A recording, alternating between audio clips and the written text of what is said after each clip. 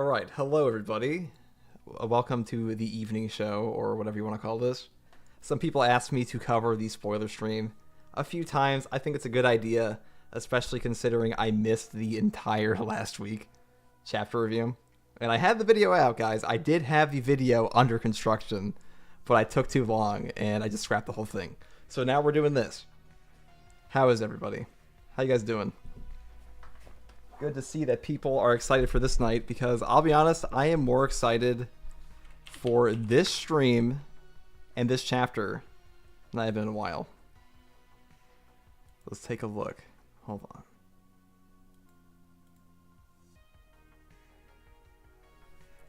So I'm not going to show panels here, obviously. I assume that, most people understand that I don't want my channel to get nuked into oblivion, because they're pretty on top of that these days. They're going to nuke your channel. That's just how it is. I see Alonzi in here. Why are you not a moderator?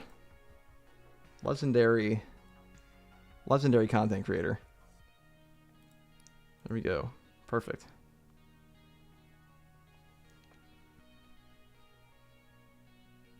Never thought you'd do spoilers live. It's like the moon, okay? My sleep schedule occasionally eclipses with the time frame. And at the moment, I got some things going on that have perfectly lined up to do this. So, here we are. Stand tall, Quirkle Shinobi. You were strong. Let's see, that's what it feels like. For sure. After a long time. Spoilers live is so much better. I agree. Especially when you just make a chapter review later. Did you see the Avengers Assemble tweet? Oh, that's going to be pretty hype.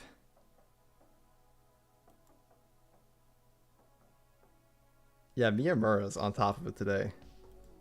This is a pretty big chapter. I'm very excited to see Miguel. I was actually not that excited to see Miguel at first, but the more I thought about it, the more I thought about back to JJK0, the fact that this guy is like one of the only people outside of Japan as a sorcerer. It's such a cool thing to see him. And I know some people are saying he's going to get bodied, which, to be fair, yeah, probably, because that's pretty much what happens to everybody who fights Sukuna so far. I'm excited to see something new. That's where I'm at. Miyamura tweet. Oh, let's take a look. I should probably get this in a better setup. Jeez. Okay, see what he said. So if this is an Avengers Assemble chapter, dude, I'm going to be excited. It's time for Miguel to get washed in 2 pages. I don't think it's going to get washed in 2 pages. Maybe like a chapter. 2 chapters. It does kind of seem like you don't always know who's going to show up, but you do know where they're going to end up, which is a body bag. Please upload the review for the chapter fast. I will, Rocky. I absolutely will. Definitely got the time this week. Getting bodied by Sukuna is not an anti-feat. Exactly. Oh, Plank. What's good, Plank? Video on the origin of cursed tools. They review the CTs, so Inverted Spear of Heaven is probably Angel's ancestor. But what would a cursed tool imbued with Limitless be? Probably some type of glasses.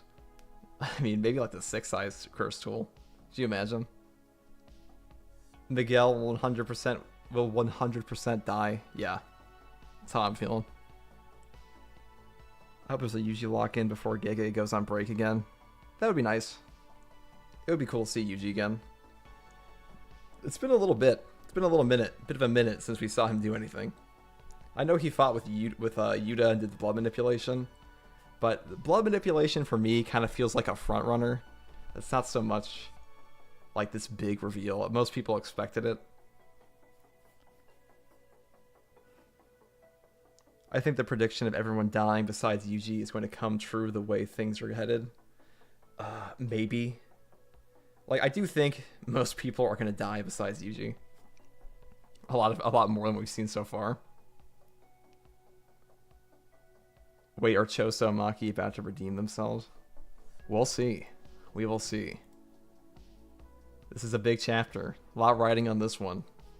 Miguel could change the game. Let's see.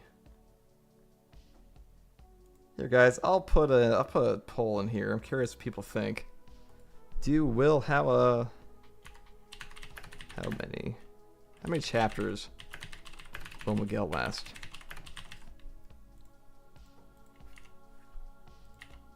I'm gonna put a maximum of 3 because I don't think Miguel is getting an actual fight of his own for more like 3 chapters.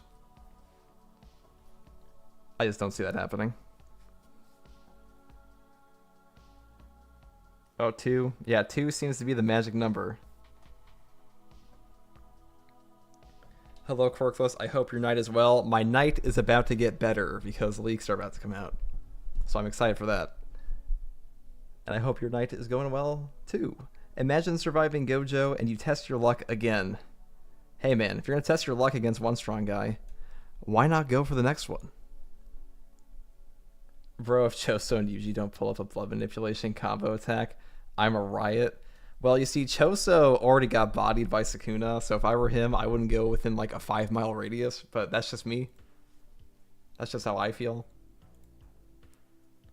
Let me see if I can't get some panels up on here. Liven up the look of the stream, you know? A little more vibrant. Oh yeah, let's get him in there. Let's get the little Miguel image in. Miguel's got a cool hat. Can't lie. Perfect. Excellent. Will I show leaks? I'm not going to show leaks on my channel, guys. I'm just going to be real. If you're looking for leaks, you can find them on Miyamura on Twitter. That's where they're always posted.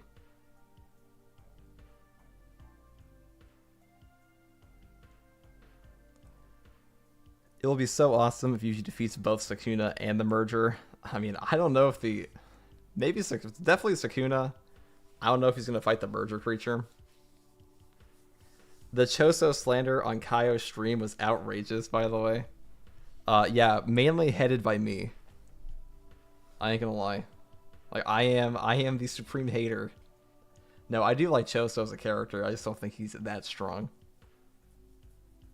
Miguel's build is wild, dude. Yeah, it is. That dude's benching like what? 305? Easy. He looks like the kind of guy that would bench more than you'd expect.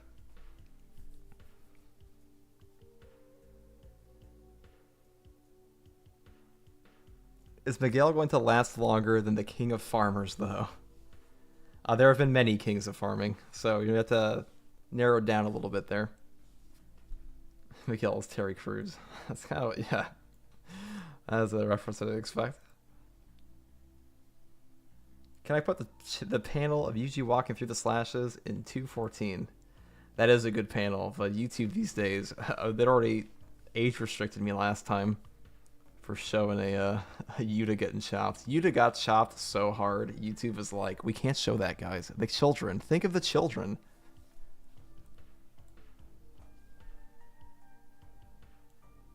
I'll take a look. You know, I'll risk it.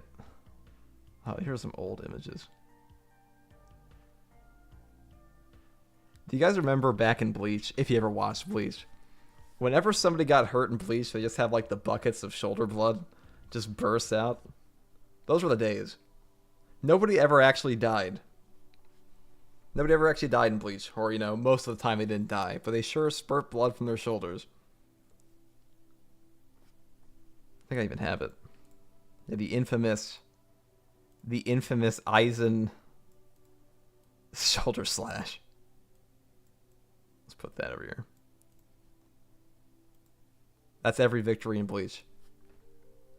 Let's see, what did Plank say that's so controversial in Parade? Is that? Quirkless, do you think Yuji is peak Jujutsu? Not yet. Maybe one day. At the moment, I'd say Sukuna's peak Jujutsu. I mean, just look at what he does. Shoulder slashes killed Yamamoto. That they did. I've never read the JJK0 manga, so does Miguel get bodied like he did in the movie, or is it closer? JJK0's manga is a little... It's been a while since I've read it, so I'd have to go back. But it is a little more subdued than the main series was, the movie was. The movie was hyping up a lot more. You had things like a Yuta Black Flash. You had things like Gojo just bodying Miguel. But either way, even if he did get bodied in the manga, it's been a month. We're in like this month time skip. We also have a lot more writing on Miguel being stronger now than previously, and JJK as a whole is just more developed. Joe Goat is coming back. One can dream. JoJo and Bleach characters have the most amount of blood. Yeah, these guys have like an IV drip at all times. Hooked up to a blood bag. Like the, what's it? Mad Max Fury Road? There is literally no fights shown in the manga for Miguel versus Gojo. That's kind of what I remember. I remember they implied Gojo's teleport at one point with him like standing behind Miguel with his hands clapped. And really just JJK Zero was a lot quicker as a series than it was an anime. Quirkless, will Jacob's ladder body Yuji since he is like a cursed object? Interesting thought. Maybe. He is treated as a Sukuna finger. It's an interesting thought. I'm curious how far the idea of him being a cursed spirit goes. Or not cursed spirit, excuse me. A cursed object goes. Have you watched Ninja Kamui? I have not. People calling Sukuna a cook. I'm thinking he's a dragon. They mad. I called him... you call your boy Plank? Oh, sorry, boy. I can't say that on stream, man. Any merger curse theories? Quirkless Shinobi? Merger... Let me try to cook something up here. Because, I'm a YouTuber, so I have to always make it a little more extravagant than it needs to be. Merger curse theories. I think we're definitely going to see it. I think that's absolutely what's going to happen here. When it comes to the merger for a very long time, it was something that people thought was just not going to occur. But now they tell us that you can resist it if you're a sorcerer, and that really lends more towards the idea that they are actually going to face this thing. Though I will say, the way Sukuna is being set up right now, he actively wants to fight the merger creature. It seems like that's probably where we're going to be heading, and maybe after a character development moment for him, because strangely enough, I mentioned this a couple weeks ago, or like a week ago, that Sukuna is getting this development, a development a lot of people didn't expect him to have. It's not really a redemption arc, but they are giving Sukuna more depth. I think that's the best way to put it. You just get more depth for Sukuna, and that his worldview is changing. Maybe not for the better overall for everyone else, but the better for him. Like, better for him. He's going to feel more fulfilled. I think that's what we're headed towards. A fulfilled Sukuna. Whether or not you like the idea of him being a fulfilled Sukuna, I kind of don't really buy it personally, just because with characters like Gojo saying, oh, I feel for Sukuna, I understand the respect that is there for Sukuna from Gojo. But why the hell would you feel bad for this guy when he's so evil? Like, he's murdering your students. I just feel like there's a little bit of a disconnect there for me. Maybe you feel differently. Maybe it's a misdirect. That's possible, Red herrings happen in the stories all the time, so there is the case that Sukuna is just gonna be like, nah, I ain't changing my mind. Or the merger doesn't happen. The Tengen merger... English. The Tengen merger has so many possible outcomes that I can't be asked to have theories about it and just want to see it. That's how I feel, Lunzi. It's exactly how I feel. There is only one king of farmers, Kashimo. Also, me and my friend are arguing. Does Sukuna in Heian era form really make a difference when Gojo 3v1? In the Gojo 3v1? I mean, first of all, we don't even know what Sukuna's full curse technique is yet. It could change everything. It could be literally anything. And the way they treat him right now is that he's been holding back the whole time. I don't really want to get into Gojo versus Sukuna, because usually it's a pretty toxic argument, and there are enough videos about that already. But Heian era Sukuna does have some pretty substantial differences from a Maguna, and Maguna's plan doesn't necessarily detract from the things that he could have done in a Heian era form.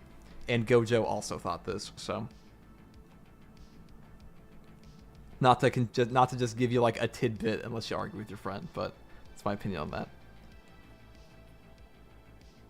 Chapter 248 is a Sukuna red flag. The whole time is crazy. Yeah, it is. Yeah, it is, but this is like the whole time. That's what they say. That's what Kusakabe says. That's what Sukuna says. I mean, that's what Urame says. That's what Gojo thinks. And really, at the end of the day, it's Gege Akutami constantly repeating that Sukuna's holding back.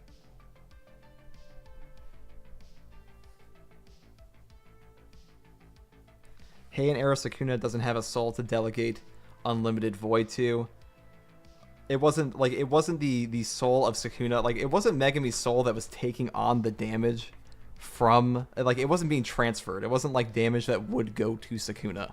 Because if that were the case, when the domain falls, Megami's soul would have just tanked it for him anyways. What Sukuna was doing was he was making an exception for Megami's soul in his own sure hit, so that he was able to have it not around himself, around himself, and then Megami would be able to adapt while in the domain. It's really confusing, especially with the really weird translations and the very strange wording from Gege Akutami on it. I still see this all the time. I can't really fault anybody for it, but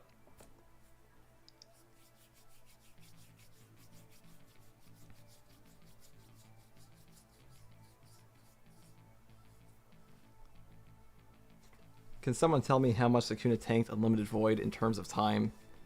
I'm sure someone's crunched the numbers there. I haven't read through Gojo versus Sukuna in a little bit.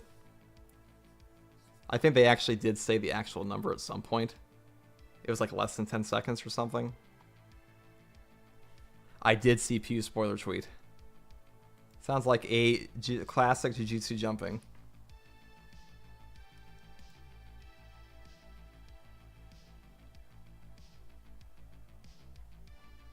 See, anything else from Miyamura here?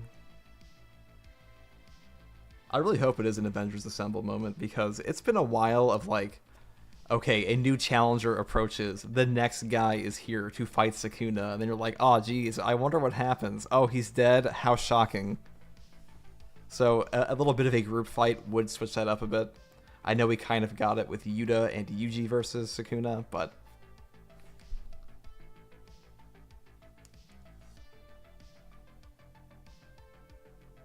I'm more interested in Hikari versus Urame. I've been more interested in it since Yuta got sliced. Really, Plank, that's interesting. I personally don't care at all for Hikari versus Urame, I'll be honest. And that's my personal preference there. I can't fault anybody that wants to see some ice attacks. I would like to see Hikari show up versus Sukuna, though. Watch Hikari roll up. One can dream. If Hikari rolls up on Sukuna, I'm there. The real question is, how does Sukuna survive 2 Hollow Purples? Well, Sukuna's built different. That's the answer to that one. He's just that strong, that durable.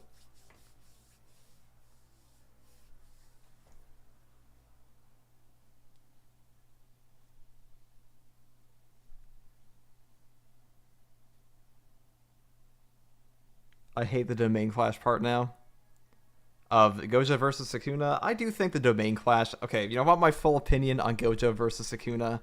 I don't think having a short, like, a Sukuna stuck in a 16-year-old fighting Gojo, who's like this 6'3", dude, in a fist fight is as cool as we would have had. Is as cool as just having Sukuna fight him in like a 4-armed hand-to-hand. You're frothing at the mouth for the Hikari versus Urame fight. Hey, man, I mean, if that's what you like, I can't fault you. Battle manga is all about preference, after all.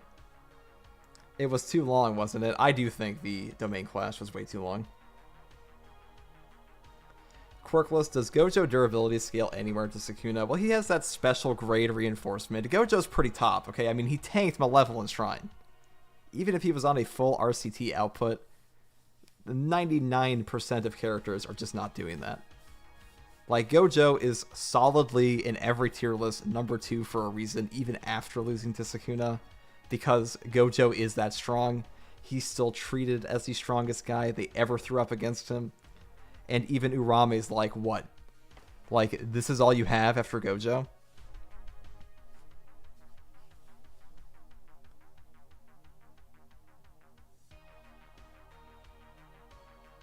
But isn't Heian era Sukuna 10 foot? Heian era Sukuna is like 7 feet tall. He's like around there. It's probably where I'd see him. Sometimes it can be a little inconsistent. He looks like he might be 8 feet tall. But yeah, as far as height is concerned, I think that would have been cooler than just having some like Maguna fight him. Yeah, having a 6'3" sorcerer versus a 5'8" sorcerer wasn't exactly fair. That's how it feels. Like, it's just goofy. It's just kind of goofy seeing like a teenager fight an adult.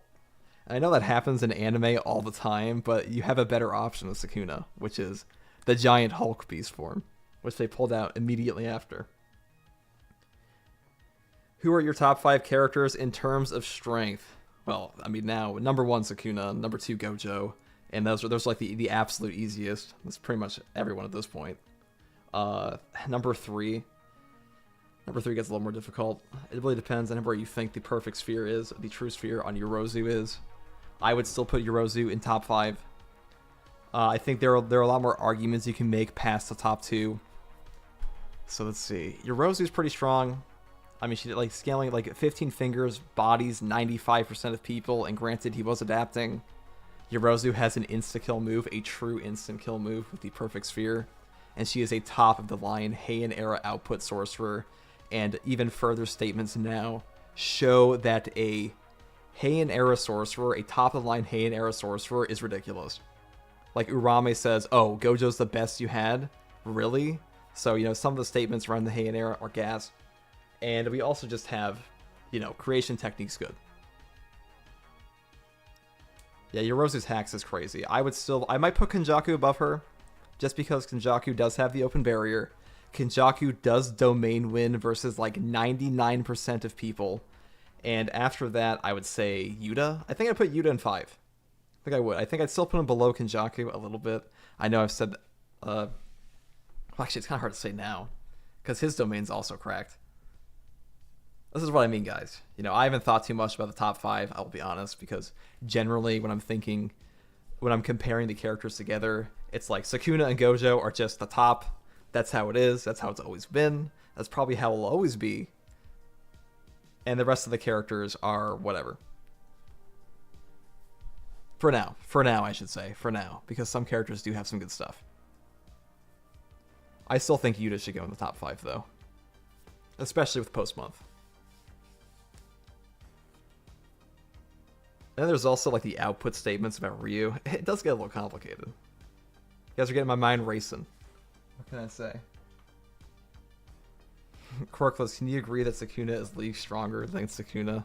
Quirkless, yes, he is league stronger than Sukuna.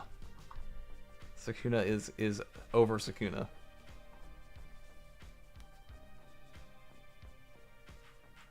After seeing Sukuna's Shibuya domain expansion in the anime, it's crazy how Gojo survived a stronger one than that. Yeah, I'm curious to see how it's going to be in the actual anime adaptation for Gojo versus Sukuna. That one's going to be crazy. And I hope the animation is on the level of that, because, you know, it's going to be tough. It's going to be tough to beat Maharaga versus Sukuna. Especially with the added content, which I'm sure most of you have seen. Oh, excuse me, let me drink my water. Where would you rank Kashimo? The farmer? My favorite farmer.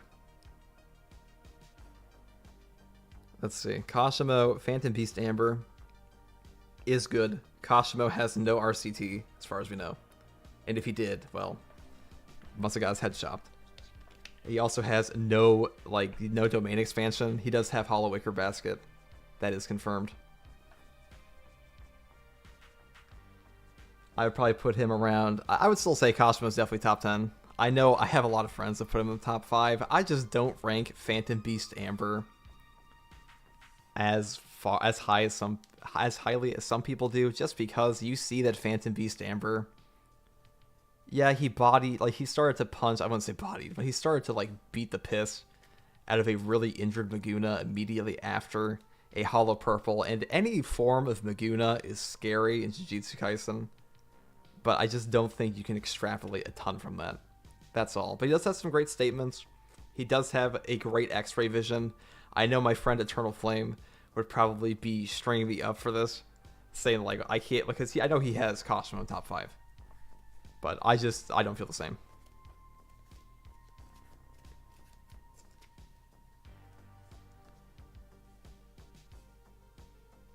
Quirkless, did you see the Volume 26 MV? It's insane. I have not. King of Farmer is top 13, and he's 13. Yeah, he is the king of farmers. He is my favorite farmer. I mean, I am biased towards Kashima, so I would 100% at all times give him the benefit of the doubt. I don't think that shocks anybody that's followed me for a while. Maki's still on Fraud Watch, man. There's a lot of Fraud Watches. I hope they have a... must have a lot of people working at that agency.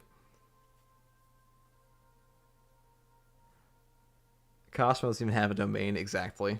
That's where I'm at. Let's see if Twitter actually has some stuff. I want these leaks, man. I want these Miguel spoilers. Please.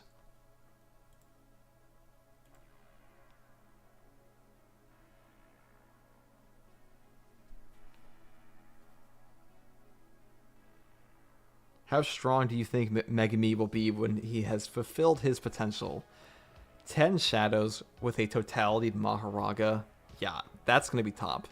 If we see a totality Maharaga, Megami could be top 1. Or like top 5. Excuse me, like top 2. I know we're changing left and right here, but it's hard to say because we haven't seen a totality Maharaga. But given the nature of Maharaga, given the nature of what we've seen Sukuna do, and if Megami reached the peak of Jujutsu, you know, copying what you see, the talent of Sukuna, which is, you know, that's a pretty massive wank, I ain't gonna lie. But still, you know, if we're looking at the peak of Jujutsu, 10 Shadows is crazy.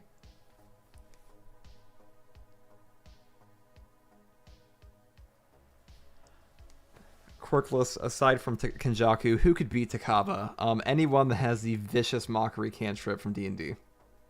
But I jest. What's the, I mean, with Takaba, you kind of have to break his spirit. Sukuna might be able to if he, like, finds out the requirement and then figures out a way to bully Takaba down into thinking he's nothing, because you can shut off Takaba's technique. It's just, it's so bad for versus battles, because who would ever want to sit there? Who would ever want to sit there and be like, you know what, this character could actually bully this guy, and that's how he can win? Because outside of that, Takaba's just too hacks.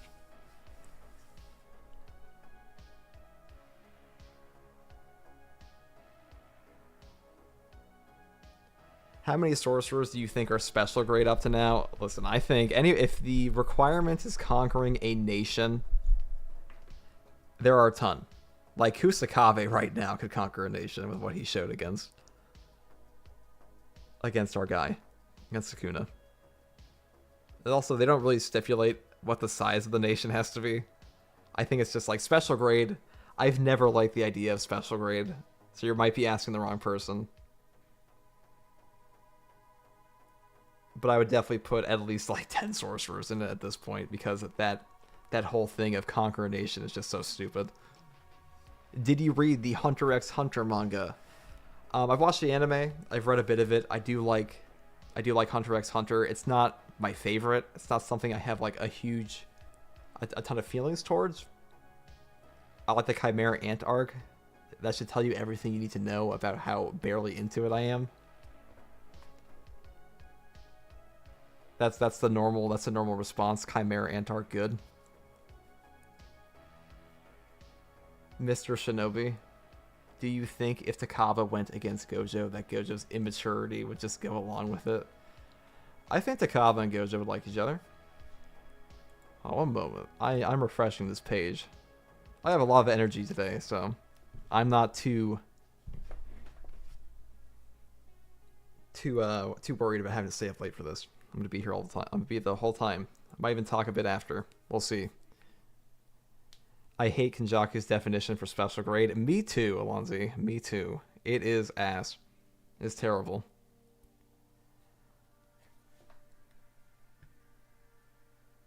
Will Yuta come back, or is he out for this fight? You know, I've thought a couple times that all the characters might just wind up coming back. We have no idea what Ui Ui is doing by just abducting people.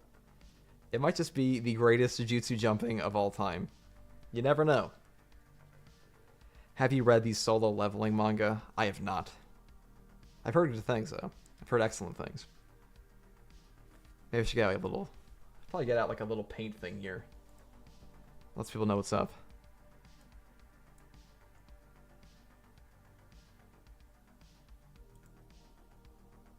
You know, a lot of characters, like... whatever happened to the characters that Ui Ui abducted, a lot of them are going to be stuck eating liquid dinner. Because I don't think they have a stomach anymore. Or some of them got beaten to such a pulp that, yeah, chewing food's going to be pretty hard.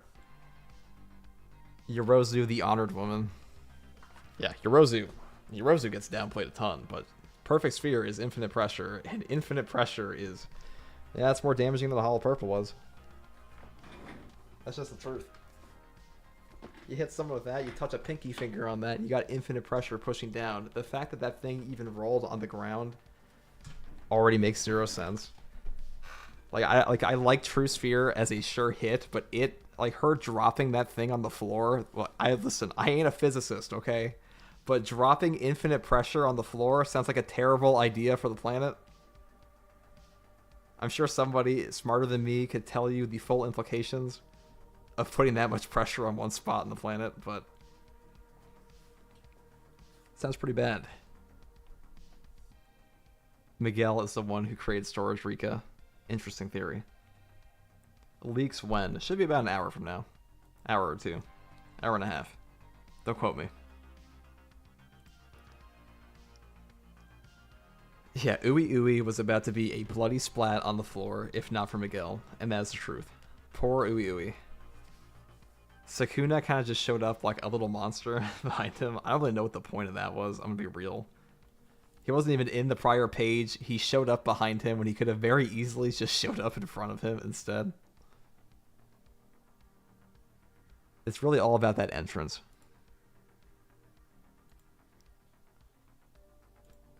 Let me just...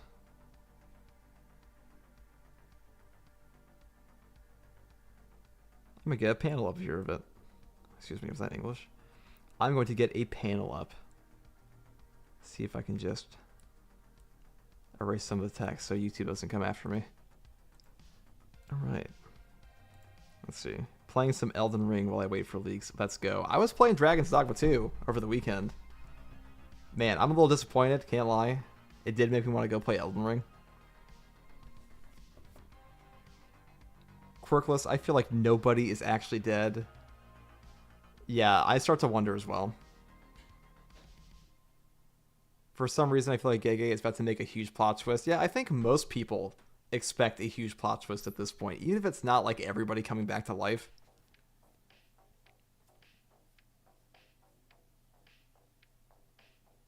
Quirkless, did you notice that all the people that have died in the Shinjuku showdown have died without regrets like Gojo? Kashimo got fulfilled. Higuruma finally looked Yuji in the eye, so Yuta is alive. I mean, I think Yuta's definitely alive. I don't really see the point in having Yuta's death be ambiguous if you're just going to kill him off. Why did Miyamura say damn? Oh, Miyamura post?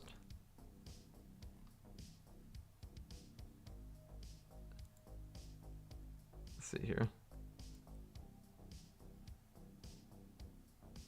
I swear Reading Weekly turns some fans into illiterate monsters. Reading Weekly just kind of, you know, it's easy to forget some things that happened like 20 chapters ago just because not everybody is going back to read over and over and over at like the same 20 chapters. That's like the diehards. And most of the people you find talking to each other are the diehards. Now, I'm just going to name this a reaction stream so people have a better idea of what I'm doing here.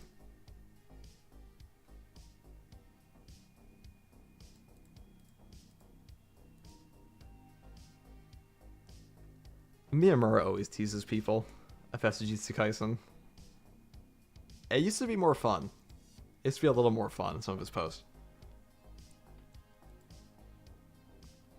Where did Kenjaku rank in the popularity poll? I have no idea. I honestly could care less about a popularity poll.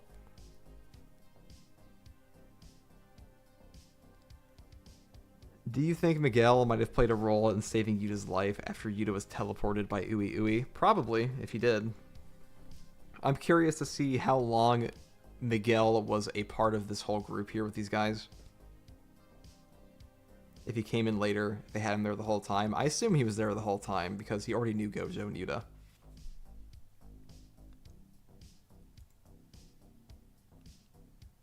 Let's see. Let's pull up the... Like, what is this? What's this guy doing here? Why did he do this? Why did he just pull up behind Ui Ui for no apparent reason?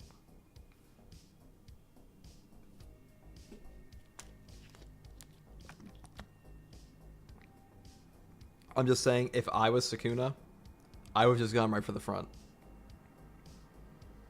Definitely fast enough to do so. Quirkless Shinobi, after Sukuna kills everybody, he wakes up from being KO'd from Unlimited Void. Bet. I would bet on that. I would bet against that. So Quirkless, who's the strongest grade 1? Kusakabe. Is that even a question? Absolutely Kusakabe.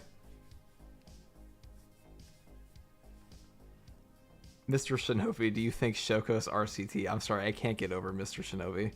It's too funny to me. Do you think Shoko's RCT is actually powerful enough to heal everyone enough for them to come back? I don't think Shoko's RCT is anywhere close to that powerful. If it was anything, it would have to be something entirely ancillary to that. If it's even involved at all. It might not be RCT, you know. It could just be... It could just be Shoko. Not Shoko, excuse me. It could be like a necromancy ritual for all we know. Or just something with a curse tool. Or some other thing with the soul. We don't know what they got up to in the past month. I don't think everybody is going to just pull up later, but we'll see. Yeah, Ui Ui showing up like that. I'll say, that kid's brave, because going into the battlefield, even for like 5 seconds against Sukuna, I wouldn't want to do it.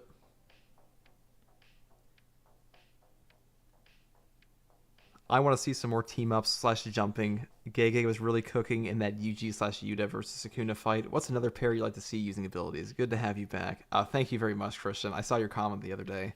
I always appreciate people checking in. But yes, we are fine. The Quirkless Shinobi is fine. He was just very busy.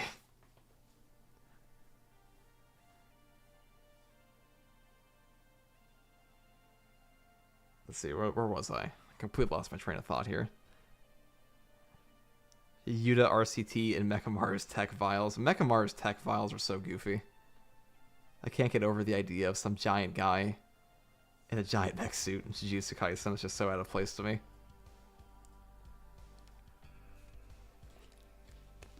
Alright, let's see. People think Miguel gets 1 chapter. What was the other thing? 31% 2, 16% 3. Yeah, 3 chapters for Miguel. It's quite a bit. Let's see. I'll answer your question in a second, Christian. Hold on, I'm going to put out a poll here. Let's put out a power scaling poll, because those are always fun and productive. And they never lead to arguments. Let's put up a really nasty one.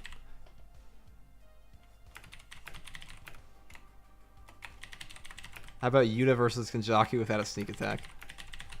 I'm sure nobody has any strong opinions about this one.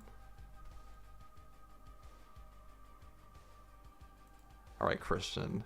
What's another pair I'd like to see using abilities to fight each other? To fight alongside each other? Honestly, if Miguel has cool stuff, I would love to see Miguel fight with Maki. Another one would I'd love to see Yuji and Choso fight with blood manipulation, assuming Choso doesn't just get bodied again. A really cool pair, a pair I still want to see, is Yuji and Megami fight Sukuna, because Megami's 10 Shadows is just damn cool. Especially with all of Yuji's new abilities. Yuta still bodies Kenjaku. Kenjaku. Yeah, well, there we are. Yes. Oh wait, I put this as yes. Hold on. Let me remake the poll. Hold on a sec. Yes. Yuta versus Kenjaku without a sneak attack. Answer yes. To be fair, it does sound like a poll I'd actually make. Without a sneak attack. Who wins?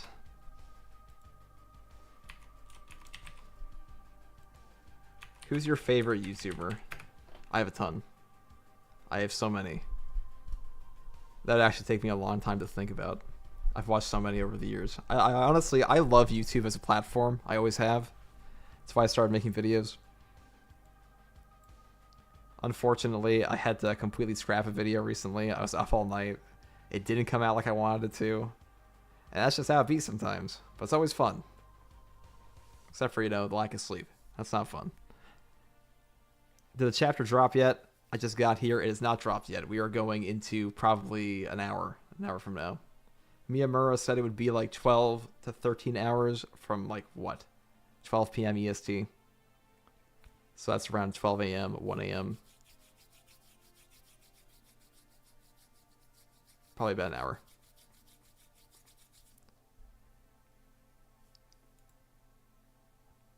Opinions on Sakamoto Days. Sakamoto Days is a really cool manga. I haven't gotten super deep into it. I like the characters a lot. I like Sakamoto a lot. I think it's really easy to read. I think it flows pretty well. It does have, its early parts, it do have that shonen goofiness of like, oh, we're doing this now. Oh, none of this feels all that linked up. But like every Shonen Jump series, it pretty much gets into like, it starts to lock in after a while. We don't do favorites. It's like dealing with absolutes. I do favorites, because speaking of absolutes, Revenge of the Sith is my favorite Star Wars movie. And yeah, I know the prequels are goofy, but I still love them. But as far as YouTubers are concerned, I don't really have a favorite. It just depends on what I'm feeling like watching at the moment.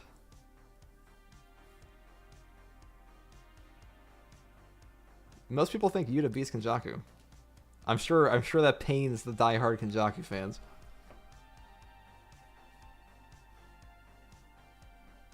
Kenjaku is legit fraud. Here it is. That's the vitriol we're looking for. Revenge of the Sith is fire. I'm glad somebody agrees. I think Revenge of the Sith is like the best soundtrack in all of the movies. I think it does hit. I like what it does for the universe. I'm a huge fan of Star Wars. I always have been. I always have been a massive fan. So my opinion is obviously biased, because if you're really into like expanded material, Revenge of the Sith means a lot more to you. And I know that's not a defense for the film itself, but for my enjoyment of it, it does affect it, and that's undeniable. The Star Wars prequels gave us Clone Wars. I'm glad so many of you like Star Wars stuff. That makes me very happy. I'm curious, does anybody read or watch Invincible in here? I am a huge fan of Invincible as well. I love Viltrumites because they kind of just get the piss beaten out of them all the time, but it's a great series.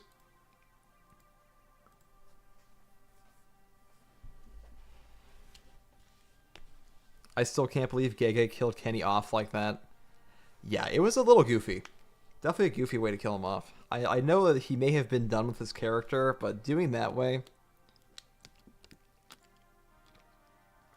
But doing it that way was just felt a little, I don't know, disrespectful to the character, especially the fans of that character.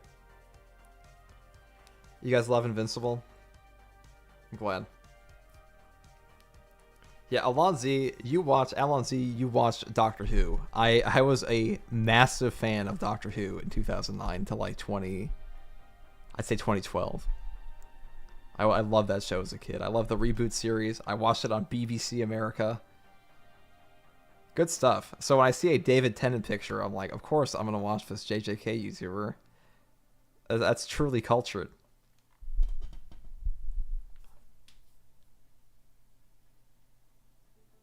Invincible and the boys are goated. Don't play with me. Invincible and the boys are goated.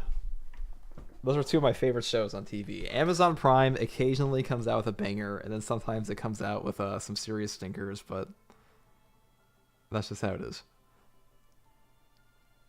All right, let's see if Miyamura's got these posts.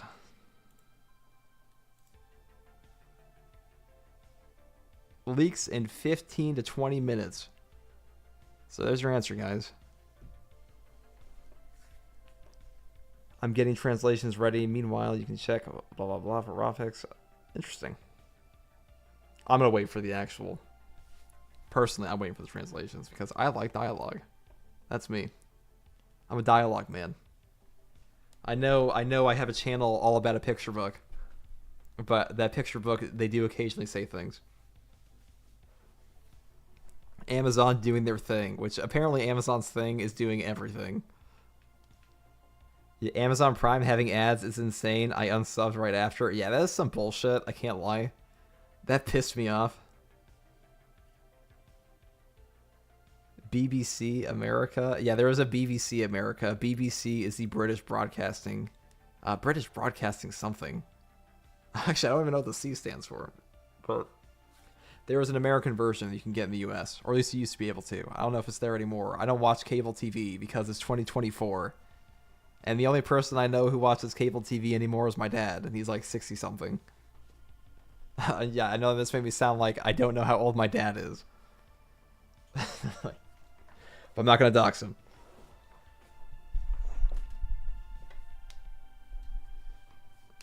Just dropped one Mia posted. Oh, let's take a look. Let's take a look.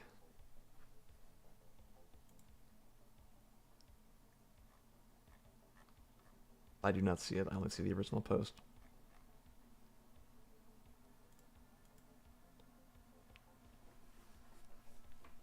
Corporation. Yeah, they do hate you. They certainly hate you. Oh, corporation. British Broadcasting Corporation. Interesting company. That makes sense. In my defense, it's late at night. So if I say anything dumb, that's why. Or at least that's the excuse I'm going to use. British Broadcasting Corporation. Netflix subtitles suck for JJK. Made me switch to Crunchyroll. I mean, Crunchyroll is the Netflix of anime now, right? It is like the streaming site for anime. Unless you're going into things that I would never use. Because I would never use an illegal streaming service. That would be awful. No one would ever do that. No one of character would do something like that. I feel like people just click the first spot on the poll. I mean, some people just come in, when you do a stream, it's not necessarily everybody watching. Some people do just pop in and vote and leave. But usually it's a good idea of what most people feel, I think. Why are there so many Sukuna haters, and why are people saying JJK is repetitive? I don't think JJK as a whole is repetitive, but the serialization right now, it has become predictable in the sense that while you don't know which character is going to show up, a new challenger shows up, and you're like, oh, it's this dude. Okay, he's dead. Because no one's as strong as Sukuna right now. And the way Sukuna is being set up is that Sukuna has to have a whole character moment. And for that character moment to pop off, he can't die. So the characters that show up to kill him, which is what they're trying to do, they are trying to kill Sukuna. They can't really accomplish that if Sukuna can't die to do what he has to do in the story. I think that's the main complaint. I still like it, I'm still having fun. I don't feel as strongly. Wait, let's take a look at the did he post? I haven't looked at the Raws. Miguel is bald. That's a champion move right there. Is that like the first bald character in JJK? I'm sure there'll be no memes about this tomorrow.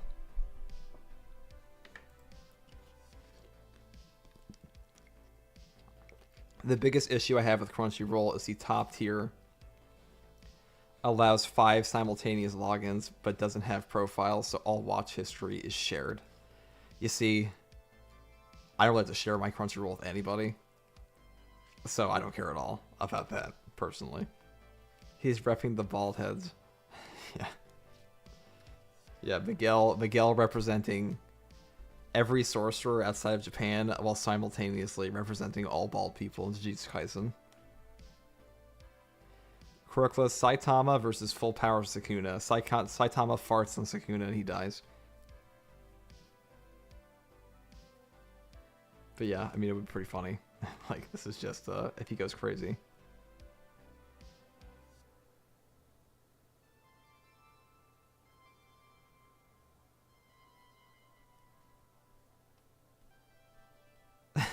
Andrew Tate fight. Dude, Andrew Tate versus Sukuna. Why does everyone jump to Andrew Tate? I don't know what they hear. They hear bald. Miguel flashback. It's over for him. That's true. I'm sure I'm gonna get spoiled on the spoilers. I have seen it happen quite a bit.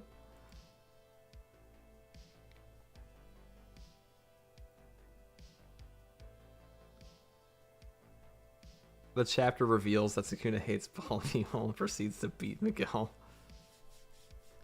Sukuna doesn't even know who Miguel is. And I will say that line of Miguel saying, "Oh, you don't know who I am? You should get out more." That's pretty savage. Like, you better back that up this chapter, because otherwise you're going to look like a fool.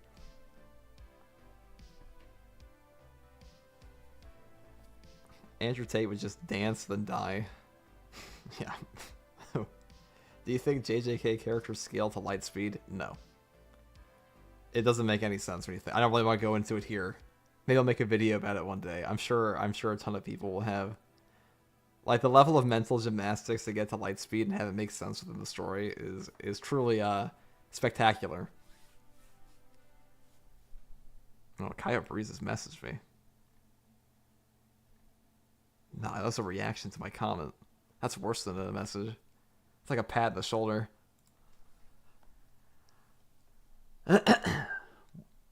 Andrew Tate motivation sucks. I'm not gonna lie. Listen, I ain't here for this. Is not a motivational stream, guys. I hate to break it to you. I am a weeb. Us weebs aren't known for our motivational speeches. But I can say this.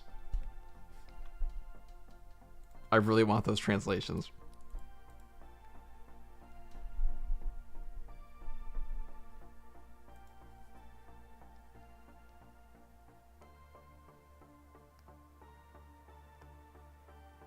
Have you read Saitama versus Garo?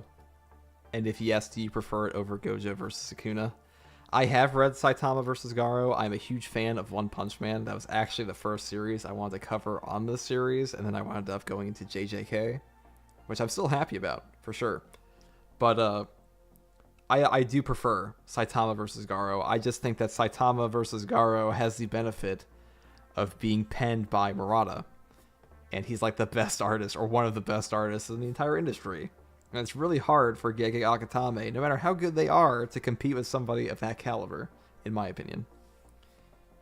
Do you think Sukuna wins at the end? And thanks for the content. And thank you, no problem for the content. And there is more coming, I assure you, there is more coming. I know it may not seem like that. I only take my banner down that says anime content every week, because it is a lie at this point. It is fraudulent. But thank you for your donation. Thank you for the kind words. And do I think Sukuna wins at the end of the whole story? No. Of this fight? Probably. It does seem like he is going off.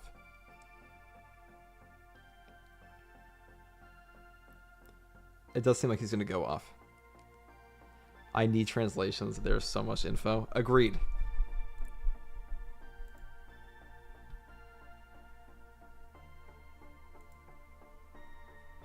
This shit has got me manic, guys.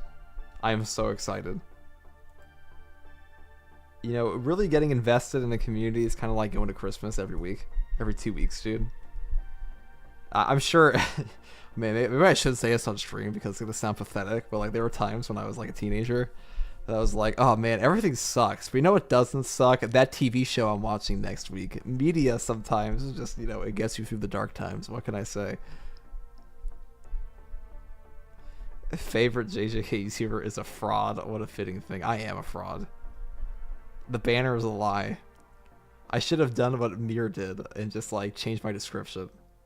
because back in the day, Mir, great Jujutsu Kaisen YouTuber, I'm sure most of you know, because I read my analytics occasionally. He used to have his thing as anime content daily, and no one can do daily content forever. I tried to. It was fun, but eventually they stopped, and he changed it to weekly content. But my dumbass made a banner that said anime content every week. So now every time like it hits 8 days, like a part of me dies.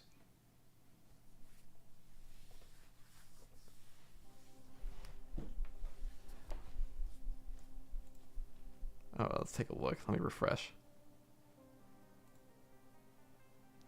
I feel like such a weirdo, like refreshing a page to like read a picture book. But that's my life now. That's where I'm at. We've all been there. Another break? I don't know where you guys are getting this information from, because I haven't seen anything posted about another break. Not yet, anyways. Maybe it's from Pew?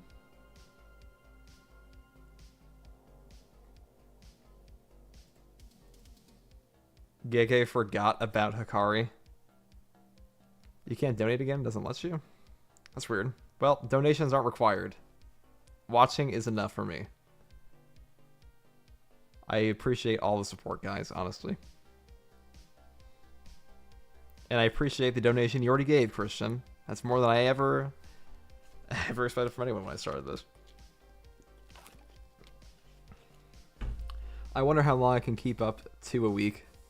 It is hard, Alonzi, and you're not wrong to keep doing it right now, because you're in that point where your channel is growing, and you will be able to taper off eventually. And I'm not saying you have to taper off, and nobody has to taper off a channel, but like you are growing pretty quickly. You're already in that, like, you have to recognize that getting monetized in, like, I don't know, if 1,000 subs is a monetization of your channel, you're at that point where you're beelining through it. Thousands of people, hundreds of thousands of people make channels, and they fail at that, and they get dissuaded, or they feel like, oh man, I'm never gonna make it, or I'm never able to grow my channel properly. But you are beaming your growth, even if it slows down, because it will inevitably slow down unless you're like a true anomaly, which could happen. But I wouldn't ever get dissuaded. That's what I'm saying. Just do what you want to do, Don't feel the pressure. Don't hurt yourself for your content unless you feel like you absolutely have to. Because that's what I was doing, like, last year. And I was up all night, like every night, editing, and my voice was sore all the time. And I'm sure you've been there. I'm sure you've gotten to that point where your voice is just hoarse, and you're like, how do I make another video? What time did the leaks come out? They were supposed to come out in 15 to 20 minutes, like, let's see, 10 minutes ago, 15 minutes ago, so like 5 minutes from now.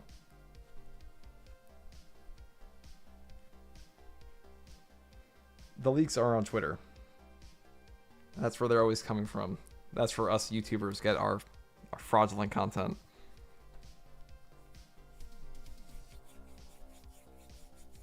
Wait, why Ghetto's fam low-key slamming Sukuna? You're gonna post it right now? Hold on.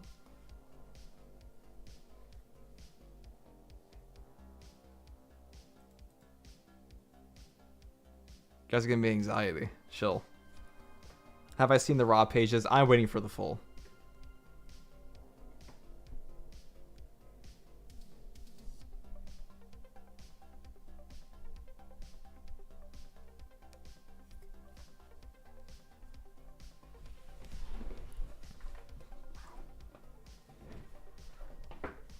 These people think that Yuta has a chance of beating Kenjaku in a 1v1. Yes, this is the anchor of Kenjaku fans we were looking for, because Yuta will win every poll, guys. That's just the case because Yuta's more popular. That's just how it goes. Like, if there's any question of, like, if it's ever kind of up in the air as to whether or not Yuta would win against Kenjaku, you can bet your ass every poll is gonna have Yuta winning, because people like Yuta more. That's just how it be.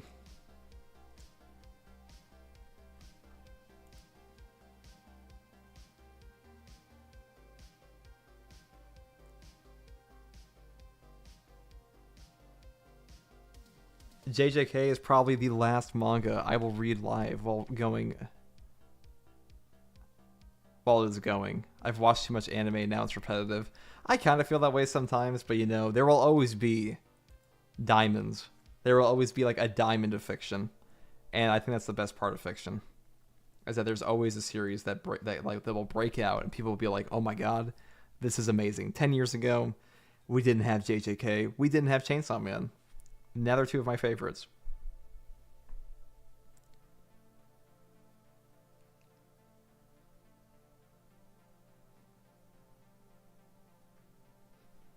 Do people not understand that Miguel is not trying his best against Gojo?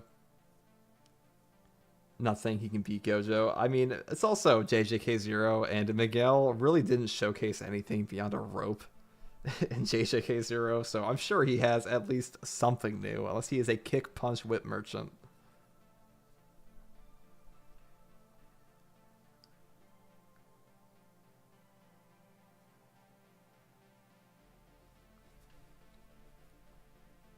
Have you watched Frieren? I should tell you everything you need to know about my pronunciation. No. I have not seen that. I've seen the memes.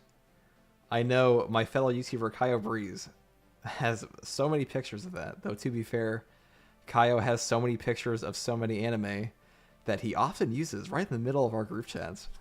It's kind of shocking, really. Like, you'd think he just has them all saved, because my phone could never.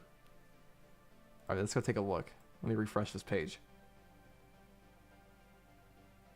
All right, we're at the 2 minutes. We're approaching leak time, translation time.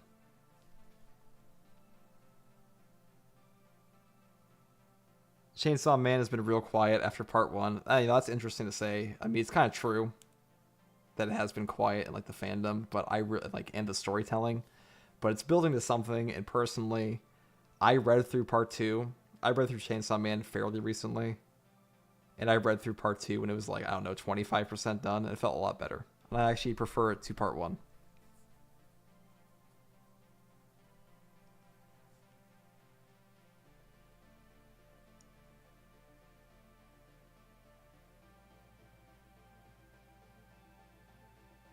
What do you mean by pictures? I'm sorry, I have a short-term memory loss. I don't even know when I said pictures.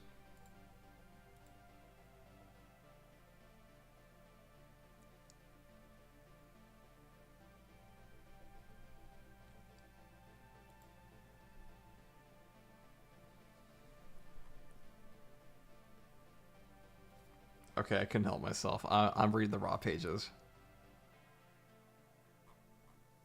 Spoiler warning, obviously, because I'm going to be talking about the spoilers, though I doubt, if you're in this chat, I doubt you give a shit. I'd hope not.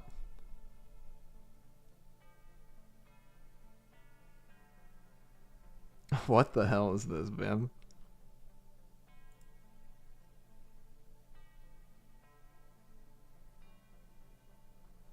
Yo, this guy rolled up with a squad. Okay. We're in it, boys. We're in it, boys. This guy rolled up with a whole squad. That's the only way you win in Jujutsu Kaisen. King Miguel flashback. Okay. Okay. I'm seeing it now. I am seeing it all now. I have to change the stream image. My god. This guy is actually a somebody. Kind of makes you feel bad for how Gojo treated him. Where he's like, dude, you're like, who is this dude? He seems pretty strong, I guess.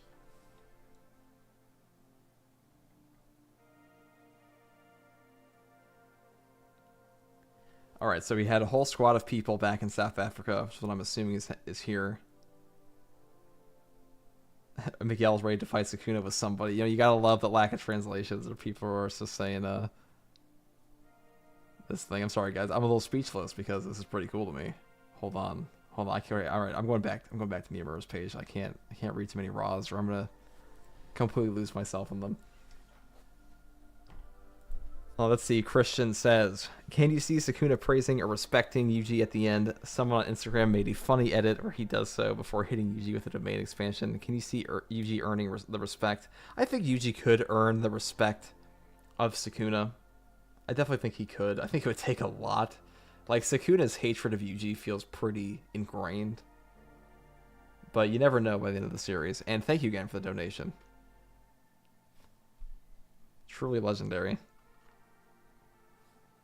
Screen share of the leaks. Yeah, man, if I want to get my channel nuked off the internet, I'll get right on that.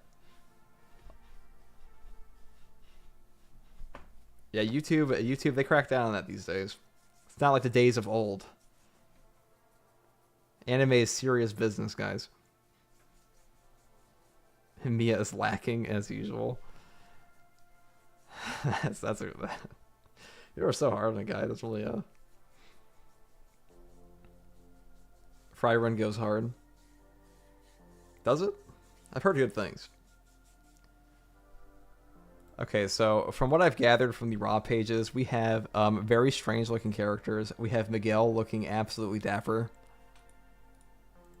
It looks like someone's probably like. I'll just be honest right now. Just given the costumes of these people, there's no way in hell they're going to be the ones to beat Sukuna. It ain't happening. Sorry, like it's just they didn't pass the wardrobe vibe check. No one this goofy looking gets to beat Sukuna. Sorry, like just doesn't happen. Who's this Niffle guy? Yeah, exactly. Okay, hold on. Just tell us what's happening because I don't have Twitter. I will once we get the translations. I'm just reading over raw pages. Pretty much, Miguel shows up with a whole squad. Okay, he shows up with a whole squad. There's a guy that has apparently like duct taped nipples out of GTA 4 strip clubs. Okay, we have Kusakabe with a giant hand carrying him away. So Miguel bailed out Kusakabe and Ui Ui because that makes sense. Miguel was like right there when Ui Ui was going to take Kusakabe away. Kind of had to grab him. And that's the beginning. And I'm going to wait for the actual translations on the rest. But him showing up with a squad, let me tell you guys, I know you can't see them. And if you can't see them, they look goofy. All right, not like exceptionally goofy. Okay, maybe Nipple Man is pretty goofy. But, yeah. Nipple guy. So alongside... Oh, that's who this guy is. I knew I recognized him from somewhere. Alongside Miguel, LaRue, or if I'm even pronouncing that properly, from Ghetto's old gang has also joined the battle. I knew I recognized this dude. He was from the, what's it called? They even showed him in the anime at one point. Right before, in the recent, right prior to the Jogo versus Sukuna fight. They were feeding him the fingers in a flashback. I'm pretty sure that was him. LaRue has retrieved Kusakabe using his technique. Okay, so he has a giant hand technique. This is like a mage hand out of D&D. If you ever played Baldur's Gate 3, just think like the ghost hand. That's what we're talking about. LaRue's. I'm right eventually. Oh, the guy. Yeah, the guy. The guy that is definitely not going to beat Sukuna. I think he just showed up with one dude. That's a squad to me, guys. Two people. That's all you need.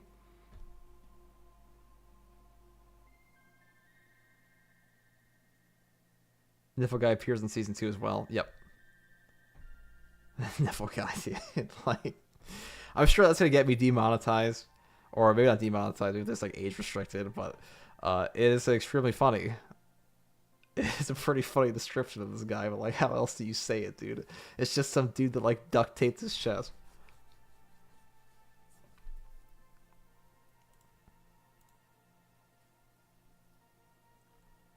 Unfortunately, Ghetto's bums aren't gonna fight. Aren't gonna do anything against Sukuna. That's gonna matter. That's my official opinion. And Miguel may not be Ghetto's bum, but this other guy, Kusakabe, does look like he's faking it. Do they look Hisoka wannabe? That is brutal, Christian. They don't look like they're from LaRue doesn't look like he's from South Africa. I mean, he might be. He could very well be, but I don't know if they're. It looks like, actually, I take that back because the Raws do show him as a part of the group with Miguel in South Africa.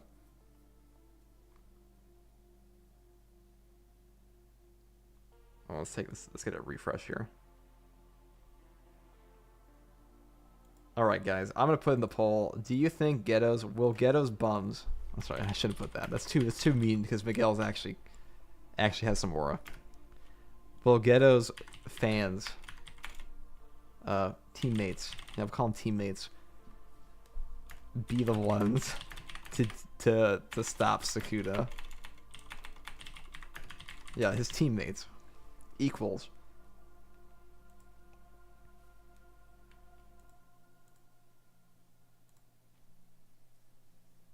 I know that framing definitely seems biased, but I mean, look at these guys. If you are looking at the leaks, which I assume most of you are, like these are the guys that are like, okay, Miguel. If you just cut out the left half of the page and you just look at Miguel, you're like, okay, maybe this guy's a shot. Then you expand the page and you're like, oh man, the outfit vibe check has been failed. This is not a shonen protagonist that wins. This is like the side character that does something and dies.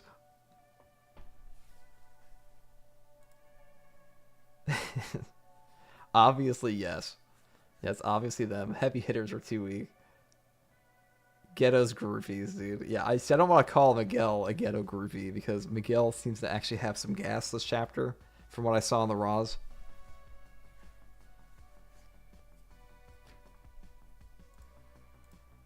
Let's take a look.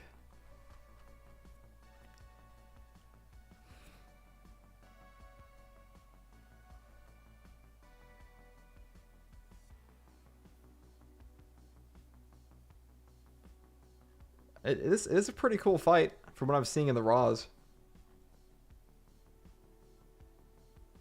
This guy, like, legit has a mage hand straight out of Baldur's Gate. Gotta love it.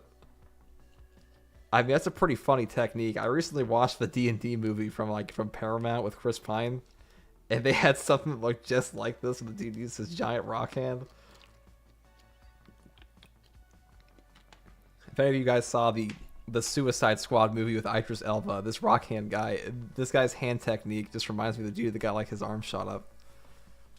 Mia posted. Let's take a look. Chapter has a lot of text, so I beg your patience. See, that's what I like to hear. Flashback to Yuta discussing with Miguel and LaRue.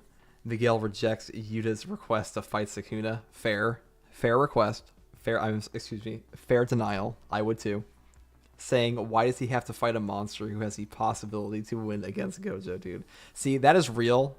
That is real and based. I would never do that. I would never in my life want to go over and fight the King of Curses when the guy who already beat my ass says, dude, this guy might kill me. It's only 10 pages. I don't think it is only 10 pages. I think those are just some of the Raws. They're always like at least, 19, 18 minimum.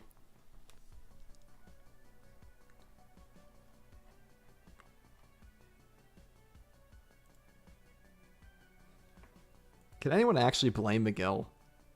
Really? Yeah, Miguel is bald. That he is. It looks great though. Great outfit. Where the hell was this outfit, dude? If he brought this outfit against Sukuna, he might have had a shot. That's all I'm saying. They're there for Ubi Ubi to slip away and bring in the revived squad. Yeah, maybe. Hold on. You might be cooking. Miguel looks kind of good bald. Dude, he does actually look pretty good. He's looking pretty slick, guys, okay? Like, if we're just ranking him on how dapper he is in this chapter, his flashback is, like, way better than his current outfit. Like, I have no idea what he's rocking here. I'm not a fan of the purple, okay? The color purple, mid. That's my fashion opinion. The color purple, mid. This, like, what I assume is a black coat. Tailor-made. The Gojo fit. Yeah, it does look awfully like the Gojo fit. That's what it's all about, really. It's all about stealing the guy who. It's all about stealing the guy who you respect. It's about stealing his clothes. Gojo did it. Miguel did it. Miguel in the Gojo cosplay. He does have that aura, dude. This guy does look like a king. Can't lie.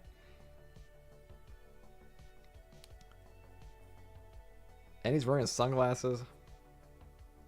I wonder if he's going to take them off this chapter. Miguel eye reveal.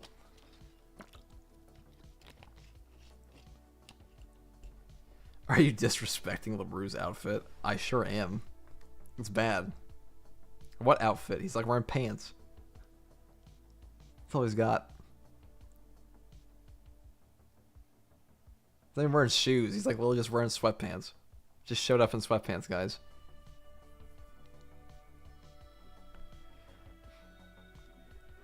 Miguel might be royalty in Africa. He could be wearing some shade of purple. It might be like a shade of purple, especially if it's like the Gojo fit, because the Gojo fit does kind of have a shade of purple on its own. At least like depending who's coloring it, I guess.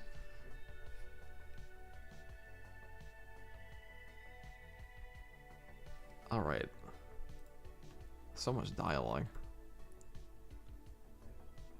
Alright, so Miyamura says, LaRue tries to convince Miguel, saying, I'm just asking you to help us deliver the final blow to the otherworldly being. That's an interesting way. Who will be burned out after fighting Gojo Satoru. Miguel-chan. Interesting. The otherworldly being. That's a very curious way to say it. Like, from the Curse Realm, I'm sure that most people are gonna jump on that really quick. I'm gonna wait for the official translations before I'm like, oh, we're getting reveals on the Curse Realm. That's curious to me though, but my brain's running now. What do you guys think? I'm curious to see. What final blow? Yeah, that's a good question though. Final blow. This guy blew Maki off a rooftop. That's the only blow I've seen recently.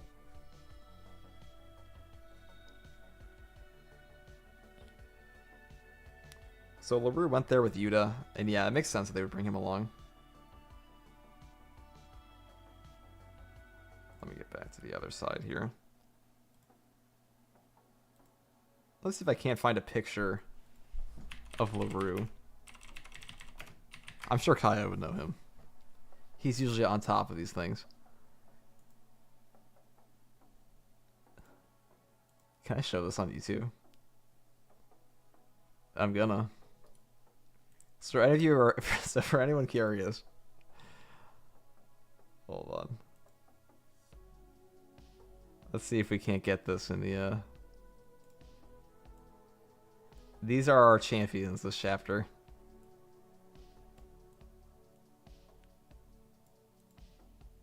These are our guys. These are the guys who are gonna stop Sukuna, definitely. It's like maybe. Maybe if this series was JoJo's Bizarre Adventure, they could do it.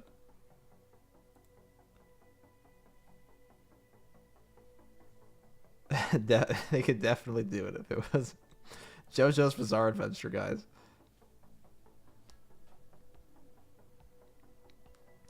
I got the gym in the morning. I'll see your reaction in the morning. Keep up the good stuff. Hey, have a great lift, man. Take it easy. Thanks for showing up. It's okay. It's okay. It's if we get demonetized, it was all worth it.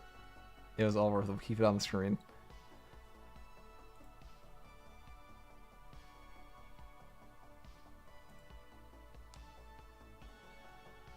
This is now a JoJo's Bizarre Adventure fight. No, here we'll put him in the back. We'll bring. I'll move him up. Okay, let's bring him over. Our champions.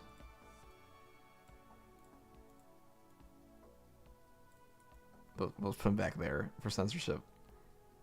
Can't show that on YouTube, guys. Jujutsu Bizarre Kaisen, dude. That's what it is. So if anyone's wondering, we were just showing the pictures of the characters who have shown up in Jujutsu Kaisen chapter 255. Because this guy is definitely gonna beat Sukuna. Who let Gege cook, dude? Bradley Martin. Yeah, Bradley Martin has come to body Sukuna. Gojo's Bizarre Adventure. We've only seen his Stan's hand.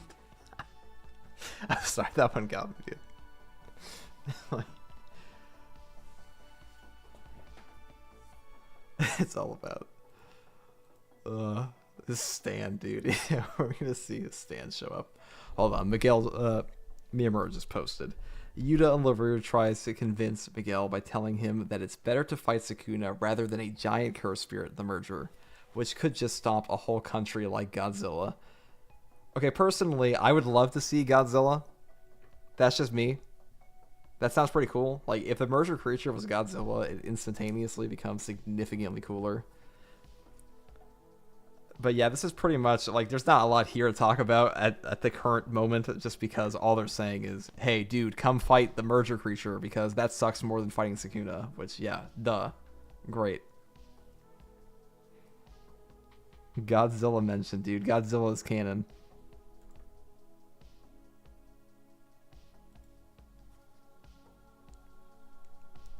Confirmed merger over Sukuna. I mean, I'd hope so. It better be.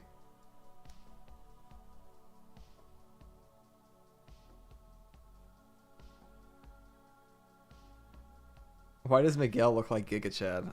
It's pretty obvious, isn't it? It's because he is Giga Chad. It's just merger propaganda. Yeah. These guys saying anything. They're saying anything about the merger these days. This conversation isn't really what I thought it would be so far, but I have hope still. I mean, okay, it does feel a little bit like a filler chapter at the moment, but we'll see. The combat is coming. Let me get my LaRue off the screen before the internet comes for me. And by internet, I mean Google.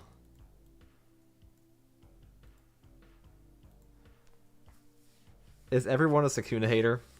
I mean, yeah. If you live in the world of Jujutsu Kaisen, you're probably a Sukuna hater. So we are currently waiting on Miyamura's next post here.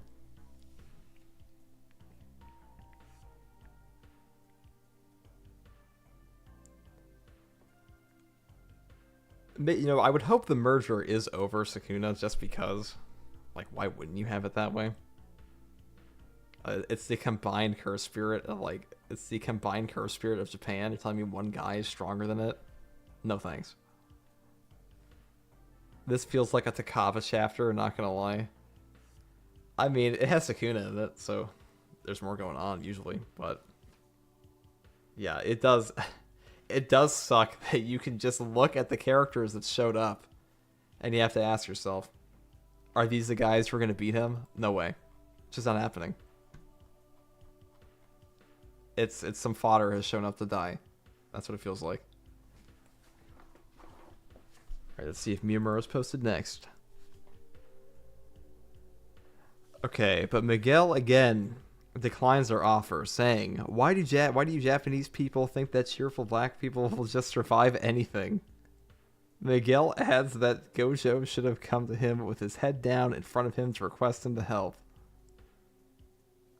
Yeah, Gojo, you probably should have, to be honest.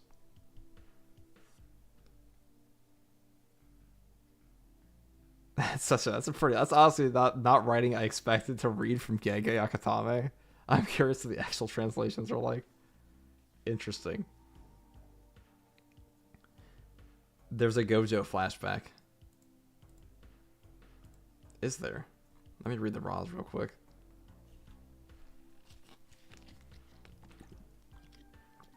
I am seeing in some of the raws that Miguel dodges Sukuna's slashes.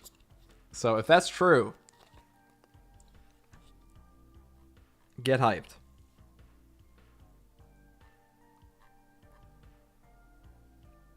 Hold on, here's what you guys have to say.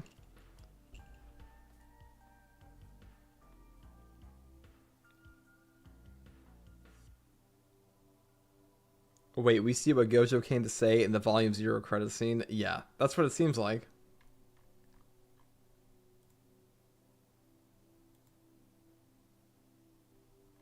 It's about time we got some, like, expansion on Miguel, because Miguel just shows up and they're like, this guy's OP. This chapter is in JJK, you're right. It's JoJo's Bizarre Adventure. It's a new manga, dude. Great manga. Great stuff.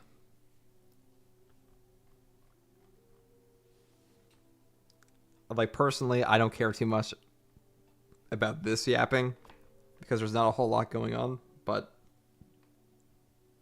we'll get there.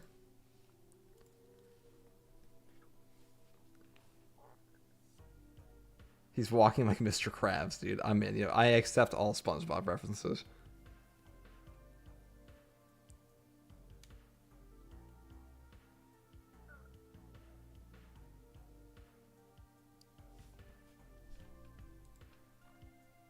Let's take a look here.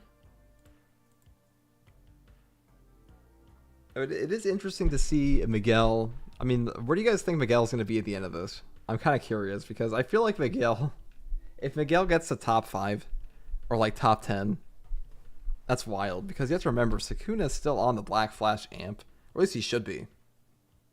Granted, Sukuna fighting Miguel, yeah, it all oozes the whole thing of like, oh, Sukuna can just perception blitz you and kill you whenever he wants, and that's kind of how it's felt for a while now. It looks like in the raw like the raw chapters, the pages I am looking at, that he is not gonna just get bodied, but like he performs pretty well. LaRue performs pretty well, but that's the crazy thing. Like grabbing Sukuna with his giant hand. That's so stupid. I'm sorry. Miguel is gonna be dead in a ditch. Oh, I mean, like, yeah. I mean, obviously, but I mean, after that, like, we're gonna scale him after that because that's what it's all about, dude.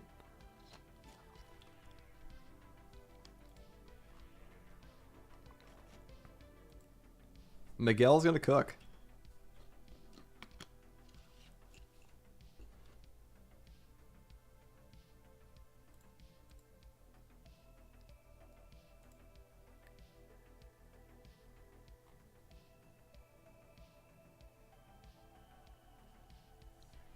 A lot of time waiting for these translations, guys. It's late at night. That's just how it is. That's the life you live as a weeb. You stay up all night for your favorite picture book.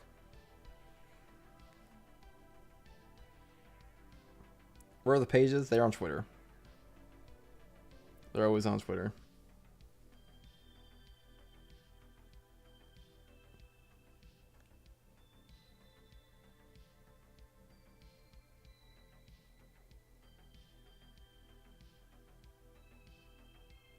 This feels like a whole Naruto 4th grade Ninja War versus Madara and Ten Tails. Okay, I don't think it's that bad.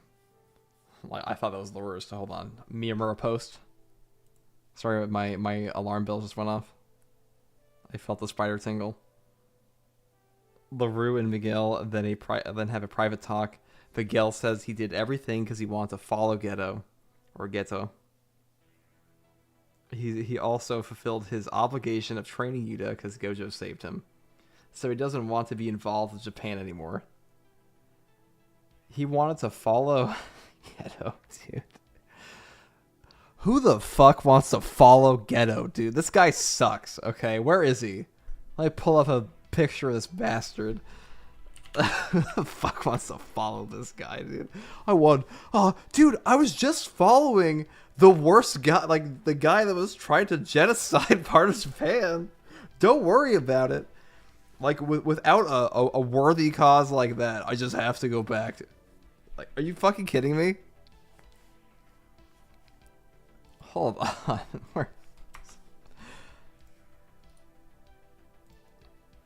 Oh, this stream is definitely gonna get flagged, but that's okay. It's not my fault that Geto just has to be so awful he's not YouTube content creator friendly, you know? This guy. This loser, dude. The world sucks. Let me just, like, make it worse for 95% of its population. I'm sorry, probably like 99%.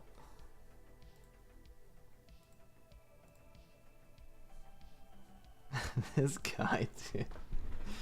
Like, he fulfilled his obligation of training Yuta because Gojo saved him. I'm curious what he taught Yuta. I really am.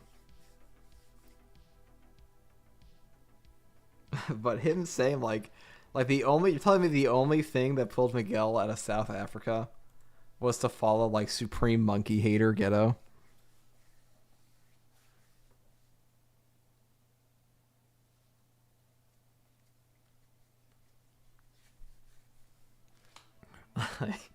Like this is your guy, dude.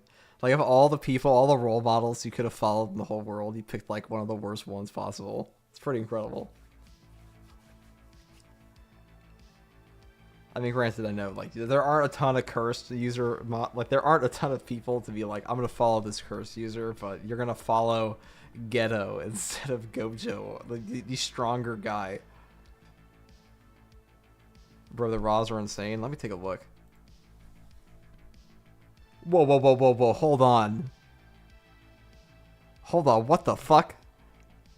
Hold on. This is part of my language, guys. We're in an R-rated stream now. I've already used my allotted swears for PG-13. UG joins the fight and strikes Sukuna on the face, dude. Okay, you have me gassed. It's over.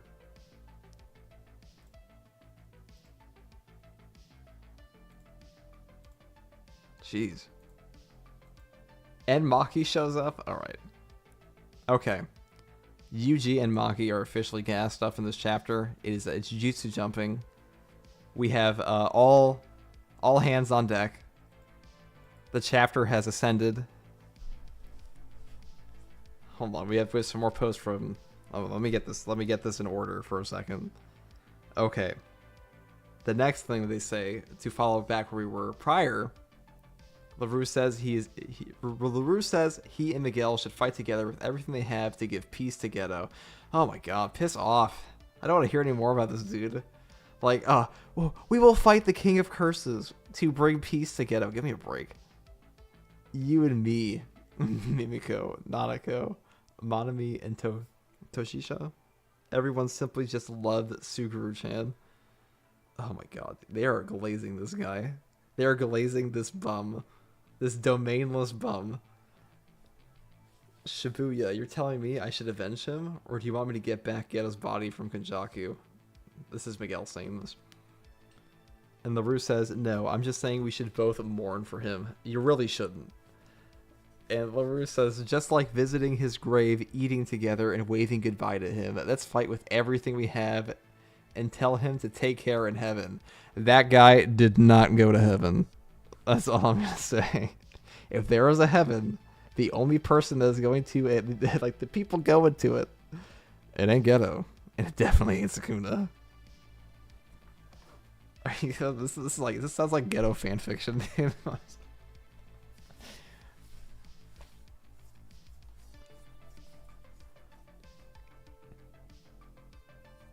Bro's a Ghetto hater. Ghetto is the goat. Dude, you should hate Ghetto if you're a human being.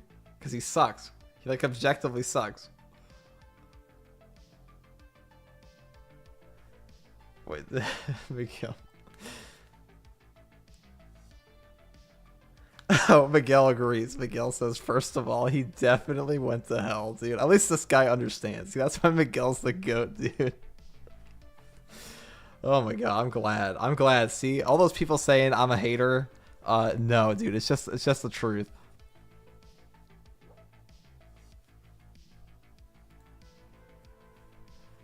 The king of manipulation. The only people who get manipulated by Ghetto into thinking he's a good person, they like watch him rip a man apart with like her spirits for fun, are like people who clearly have no idea what a psychopath looks like. This guy was like legitimately sadistic. He was ripping a dude apart for fun. Who does that? What normal person would ever want to follow a guy like that?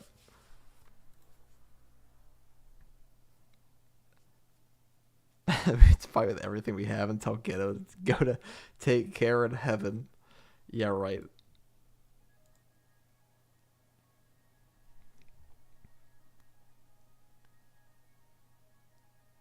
Ghetto didn't always suck though. Yeah, but you aren't really remembered for like your nice days. You're remembered for like the like when you do something as bad as what Ghetto was trying to do, you're not really remembered for like how nice you were to like the local puppies.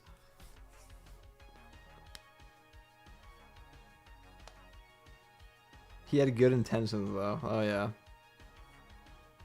I mean, Yuki also had good intentions, but she went about it in a way better way. Gojo loved Geto, yes, and he was incorrect. I mean, you can love somebody, you know, it totally sucks. That's fine.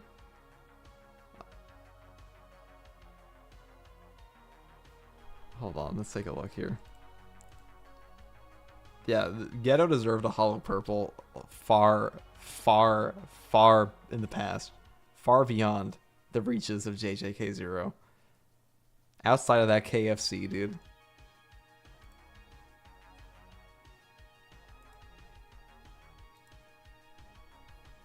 I can't believe this glazing from, like, this guy.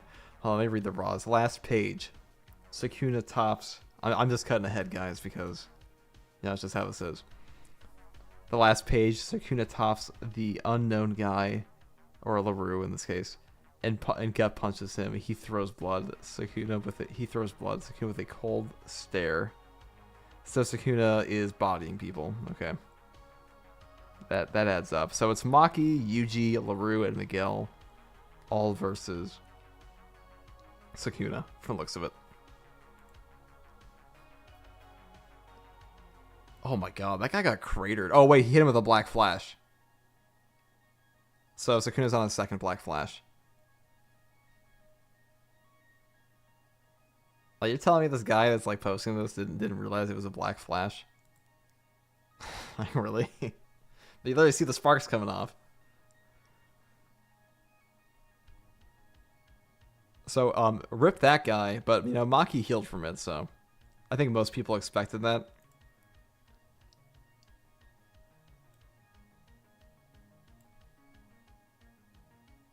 So now he's really getting jumped. If this is where Sukuna's technique comes out now, it's going to make a lot more sense to me, at least.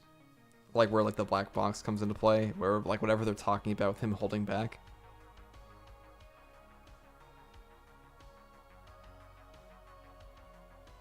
Miguel, the embodiment of call an ambulance, but not for me.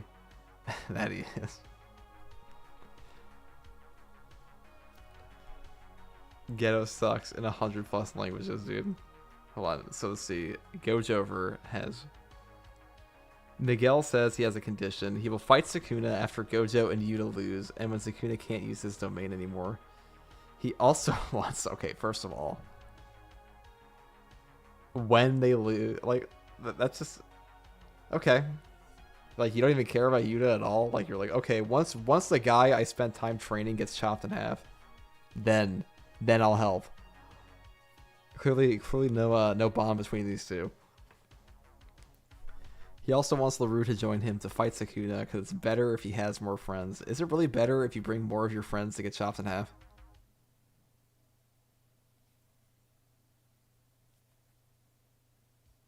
Does that mean, like, while Yuta is sliding apart from being chopped into pieces, he's thinking, like, yes, finally Miguel will show up, everything's okay.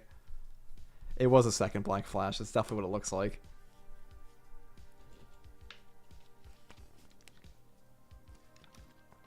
Are we not going to talk about Maki tanking a black flash? I mean, pretty much everybody tanks a black flash in this series. It's just a matter of, like, the 15 follow-up black flashes. Like, what? Hanami ate a black flash. I'm like, she didn't really tank it. She kind of got done in for a bit. Kusakabe straight up got murked. Because she was busy healing. Like, that was it for her. If Sukuna decided to go down and finish her.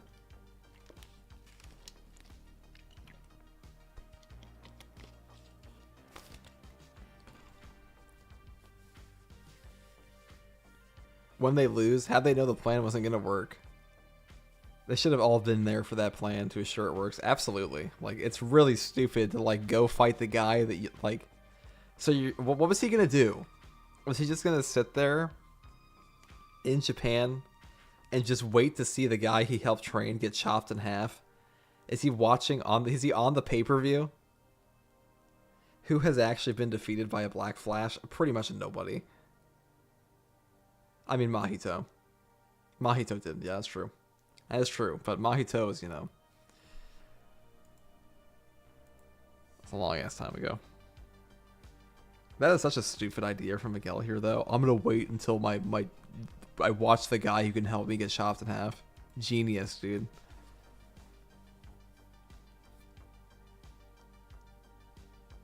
Make 10 half-ass plans instead of one great one. That is exactly what it feels like at this point. Like, they were really going out of their way to lose.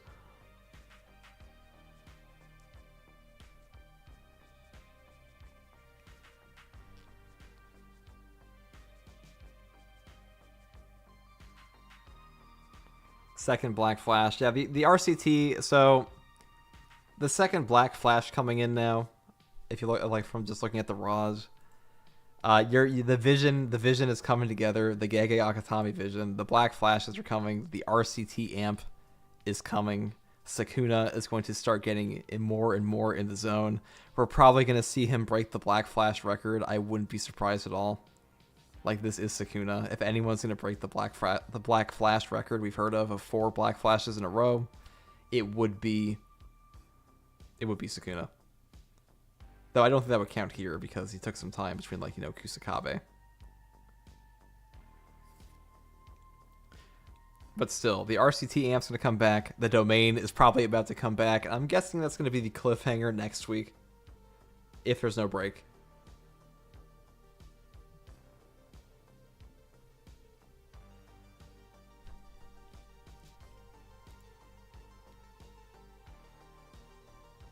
Alright, back to present. Another post here. Miguel LaRue knows that Sukuna can't use his domain. His RCT has been weakened, and his heart isn't healed. Okay, yeah, so they're gonna like, oh man, they can do this, but until they can't, because he's gonna get back the RCT. Yeah, that's pretty clear. I'm sorry, LaRue. You just shouldn't have brought that outfit to this fight. Sukuna is a LeBron James of Jujutsu. Yeah. Miguel, no domain expansion. That's what it sounds like, because if he had one, well, I mean, to be fair, I wouldn't really want to clash against Sukuna. Yeah, I need the real translation. The dialogue is weird. The dialogue is always weird in these translations.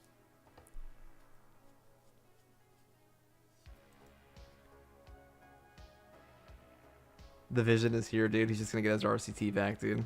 It's true. It's totally true. I mean, I wouldn't say it's exactly a... I don't think there's a ton of profound takes to say about Jujutsu Kaisen at this point. Where it's like, oh, where's JJK going chapter to chapter? It's probably going with these guys getting wrecked.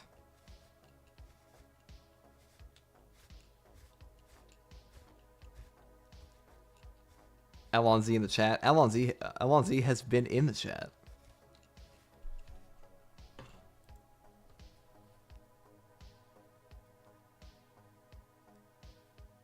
Yeah, I don't really know why we have to hear again that his RCT has been weakened and his heart isn't healed. It is strange. Yet he's still able to use a Black Flash during all of this. It's like, okay. I mean, I guess, you know, it was just an input, but still.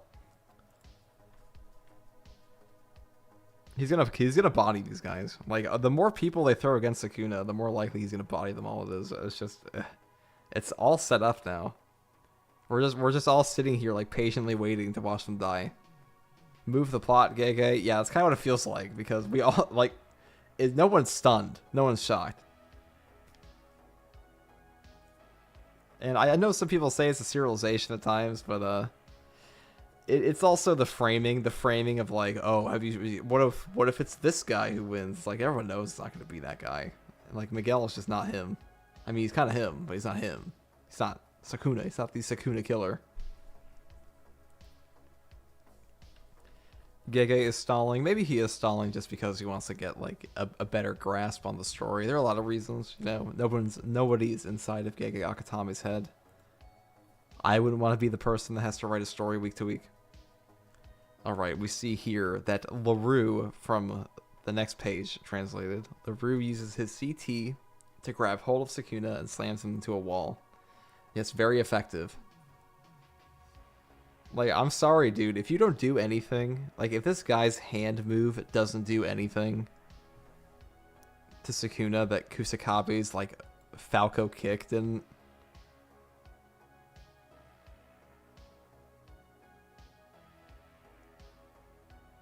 It's to remind us that our main protagonist, Sukuna, is just not trying still. That's pretty much what it is. Like, we know he's not trying. Just show us why. That's all I'm asking. I want to see him go all out. Is that too much to ask? Is wanting to see Sukuna go all out just too much to ask?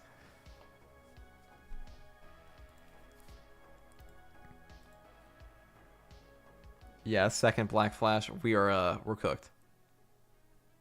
It's over.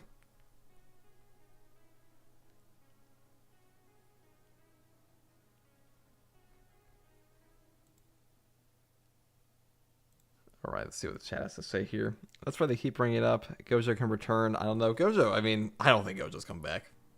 I think of all the characters who might come back, I don't think Gojo would be one of them. Though they don't really say die. I mean, I know the narrator says die. Roz mentioned that Gege Akatami might be ill. I would be if I had to write a story every week.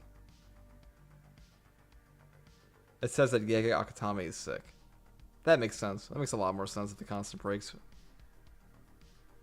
Or like why this chapter feels a little... I mean, I think this is a pretty good chapter with the ending of it. But like this chapter becomes heat in like the last 5 pages. I'm just curious what the dialogue is. You're gonna come back on that smoke, dude. Oh yeah. Oh, he coming. LaRue already got more hits in than Kashimo. Oh my god. This guy, dude. This ghetto groupie. Give me a break. Stop upscaling them by throwing them into this. Like, I swear to god, if you threw those 2 girls, Himiko and Nanako, into this now, like the post 1 month time skip, they would just go in and be like, oh yeah, we're fighting Sukuna now.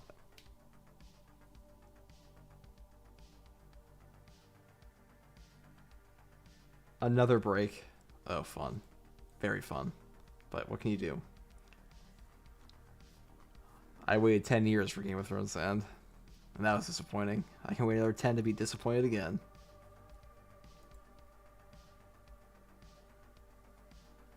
Gege should take a break like Oda did.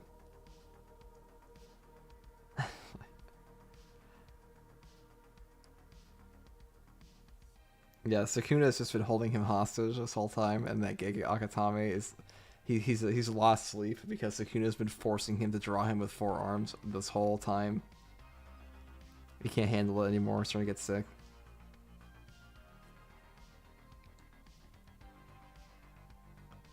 It looks like they're gonna last more chapters than the King of Farmers. Though, to be fair, Sukuna went pretty hard on Kashimo. He went pretty hard. Let's see if that we have here though. The hand guy, Mage Hand Man. Like, really? Okay, we have a new post. Let's see. Sukuna sends slashes towards them, but Miguel easily ducks, dodges, and even jumps in between them. Dude, this guy is playing Resident Evil, dude. He is hitting all the quick inputs. He is jumping through those lasers like Ada Wong. That's what it's all about, dude. This is the peak of Jujutsu Kaisen. JJK not ending this year at this rate. Yeah, I don't think there's any way. You'd have to just catapult to the end.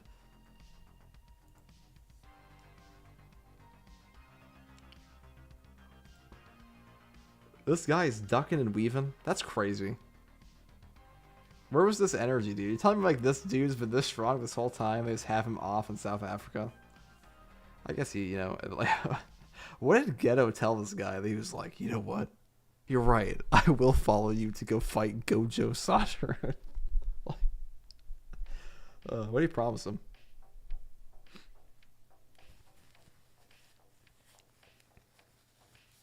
So Miguel dodging slashes, but Gojo not. I mean, we don't even know what Miguel's technique is.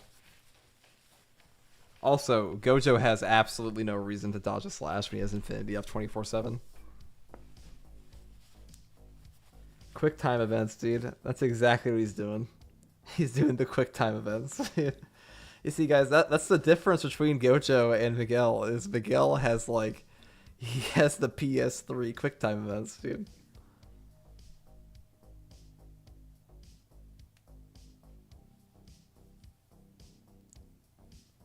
I need an explanation how so many people are seeing and such predicting Sukuna's slashing, but Gojo never could.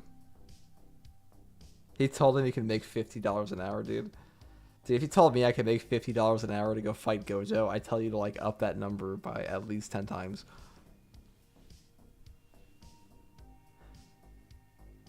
Geto, dude. This Geto must have just been the greatest smooth talker of all time to like get all of these super chill people on board with his awful plan. Miguel after time skip became top 2. I don't think he's top 2. I don't think he's better than Gojo. There's no way. He's pretty gassed though, dude. If he gets hit by a slash and tanks it, and then Gojo's like, "My God, his output, his reinforcement is on the level of Ryu." I'm like, okay, then maybe we have a top 3. Maybe then he just domain expansions. Watch this guy start to just like eat black flashes. It's coming. The pay must be crazy, dude. It has to be crazy. You're making me fight Sukuna.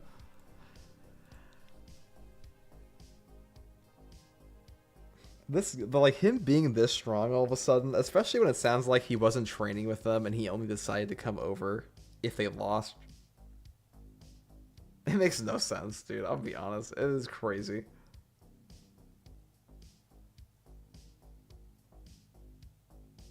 Like fighting Gojo and being okay is one thing, but like going into just like ducking and weaving like you're playing Resident Evil against Sukuna's slashes when they're like this horrific thing. They're like, oh my God, Maki can see them and she can dodge them.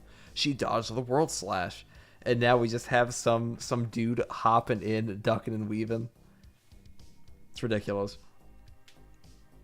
I know they implied he was very strong, but I don't know if this is how you showcase it.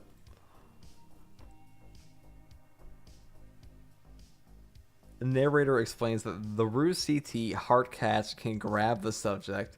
The imaginary hand... Hold on. As I'm reading this, I'm just thinking this is going to be stupid. So, hold on. The imaginary hand will restore itself even if it's destroyed, but 1/10 of the damage will be redirected back to LaRue. That is a butt cheeks CT. That is that is fucking awful. What? Why the fuck would you ever want? I'd rather just bring a gun, dude. Like, what? Just bring the road roller from Dio. So he grabs onto them. It can restore itself. If it's destroyed, 1/10 of the damage will be redirected back to him. So if you drop a nuclear bomb on his hand, it's like, does it get destroyed and he just like takes 1/10 of that nuclear bomb explosion like in his entirety? That is so stupid. Like,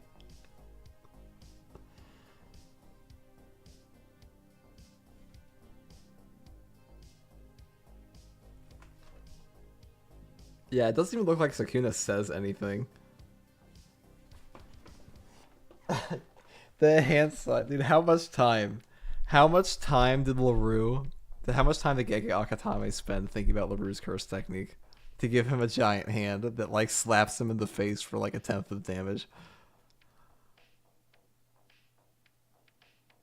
Imaginary hand over imaginary mess.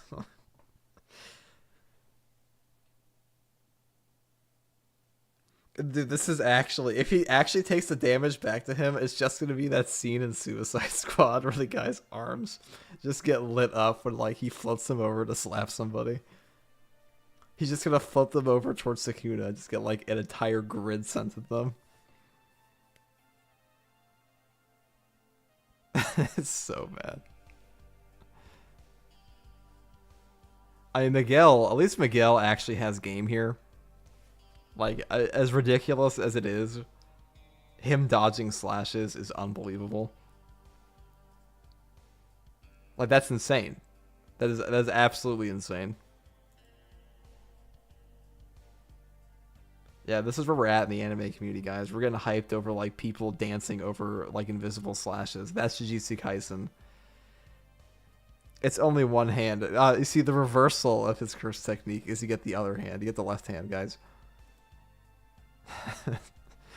Or you get like his right foot just kicks you, dude. Like, That CT is ass, dude. I'm sorry. Excuse me. It's just so bad. Like, it's actually caught me off guard.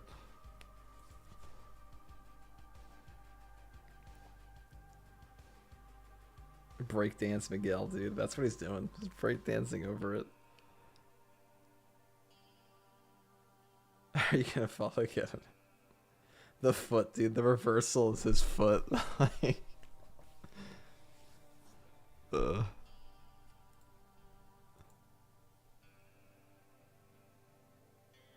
I can't. I can't with this stupid curse technique. So I'm trying to read this page here. Hold on. So he grabs on... He catches himself with his own hand. Like, he's like flying back. And he uses his own hand to stabilize himself. That is so stupid. That is so unbelievably stupid. Alright guys, where do we rank hand CT?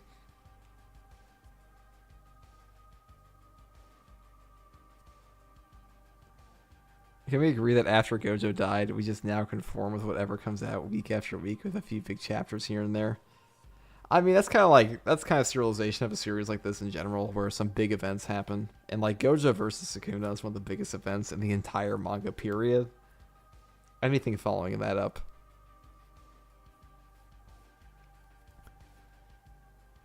My god, even 1/10 of the damage was enough to kill me, dude. That's really what it seems like. Yeah, like what if you just get hit?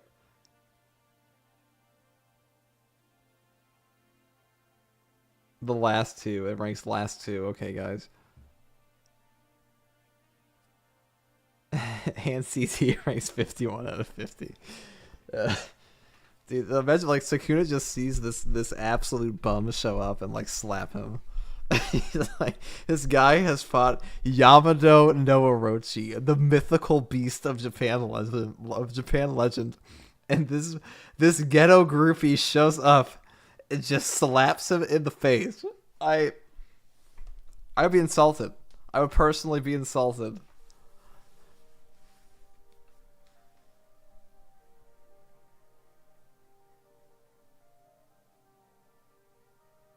And CT, dude.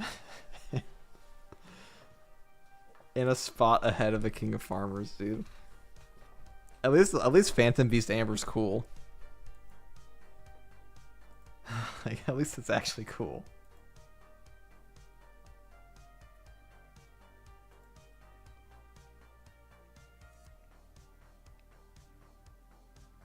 Miguel CT reveal?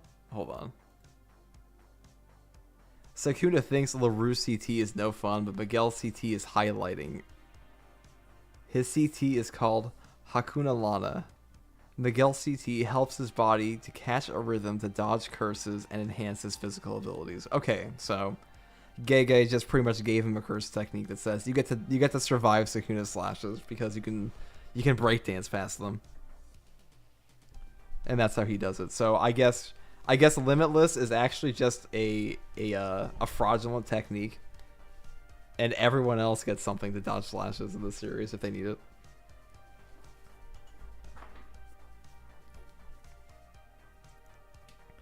But I'm glad they called out that hand CT is no fun because, like, what a wonderful technique. Yeah, truly, we are living in this really was the Jujutsu Kaisen of legend.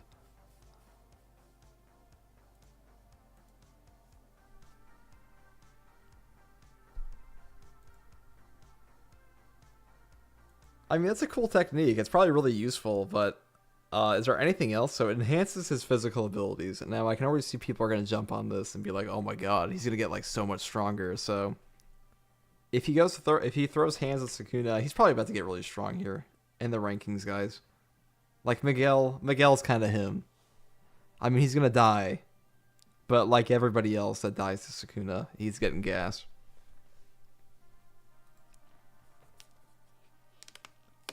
Everyone could dodge slashes except the guy who could teleport. Yep, you can't see it coming, dude. Don't know where to teleport. Are you running into it?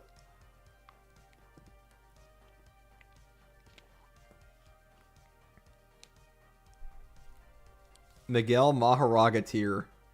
Maharaga deflected one. Like, that's pretty godly.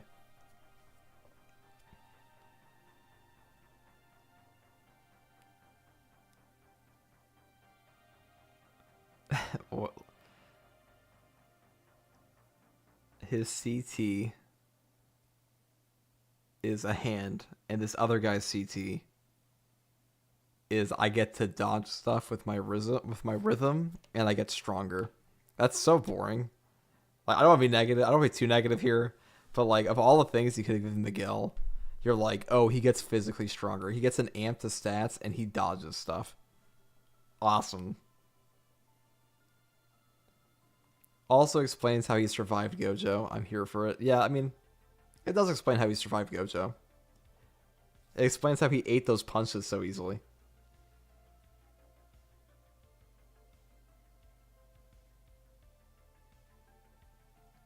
If Miguel dodges the world slash, I'm gonna be pissed. Like, yeah. I'm sure Twitter's gonna have a field day with this one. We get a short flashback to Gojo explaining Miguel's CT to Yuta. Gojo says Miguel's CT brings out buffs and debuffs of himself and the opponent without using a domain. Gojo adds that it's a pretty useful CT, but not really a scary one. Yeah, I bet you wish you had that CT, Gojo, so you could have lived. A little bit of an understatement. Well, temporarily lived, but you know.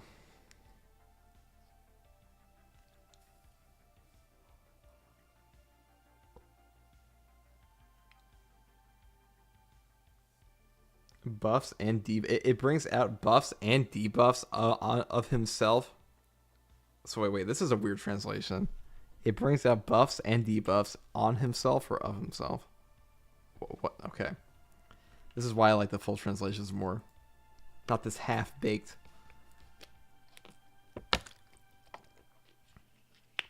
Maharaga and Kusakabe deflected slashes. That's true, Kusakabe did, but you know, Kusakabe, he did have the simple domain benefit.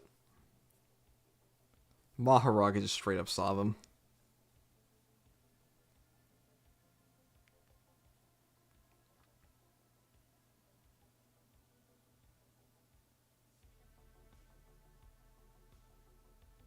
Like with Higuruma, he was interested, so he let him live for a bit there.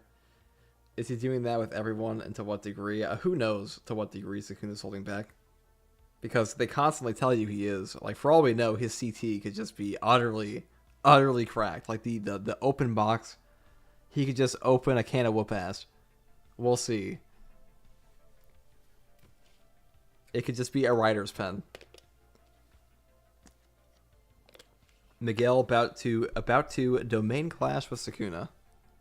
I doubt it. I personally doubt it. I don't know if Miguel has a domain.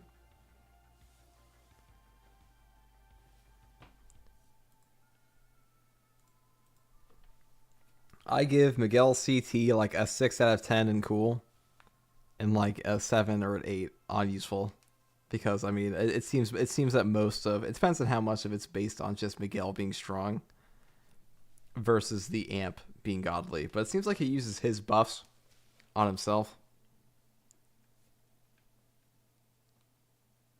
Brings out buffs and debuffs on himself. This is such a weird translation.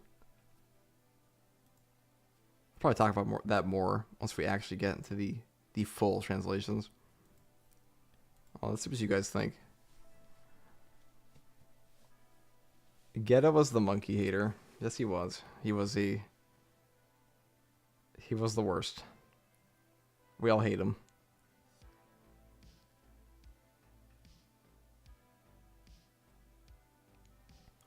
To be honest, I feel like there's a big difference. There's a big difference between Sukuna's holding back and Sukuna's yet to go all out. I mean, well, if he's not going all out, then what's he doing? What's another word for not going all out? And they also say both. The plot is way overcooked. I mean, it is like... Yeah, the CT of Miguel is quite the letdown. I can't lie. I'm not very impressed. He can't be him with a 6 out of 10 CT. Tell that to Kusakabe.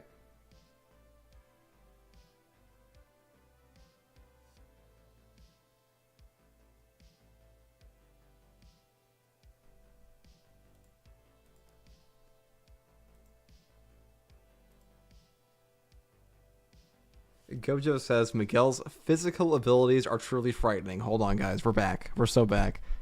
99% of Jujutsu sorcerers are Japanese, and they think, and they use cursed energy to strengthen themselves. Hold on, guys. We're cooking.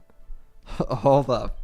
Gojo further adds that Miguel has a rare skeletal structure, and muscles become a threat. Like, has a rare skeletal structure and muscles to become a threat compared to Japanese sorcerers. So they are saying he is literally built different than Japanese sorcerers. Are you fucking kidding me?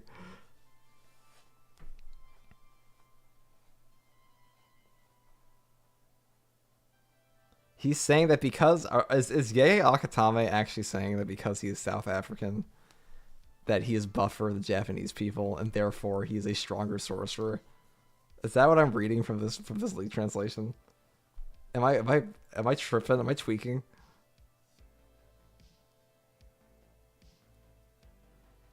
Yo, like, this seems a little like, is this like, I don't want to say it, okay? I don't want to say it. It sounds like they're kind of, okay.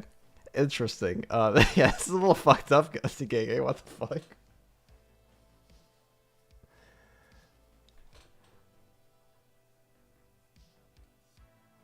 Like, that's a little,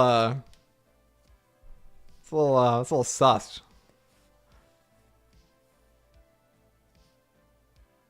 What the fuck is that?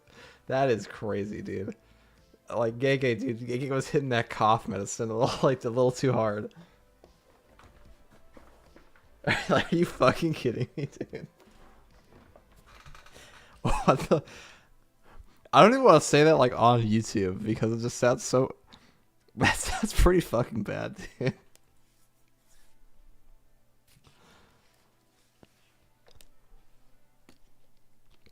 Like, this could just be a leak translation error, but that I ain't gonna lie, that sounds a little fucked up, Gege Akatame.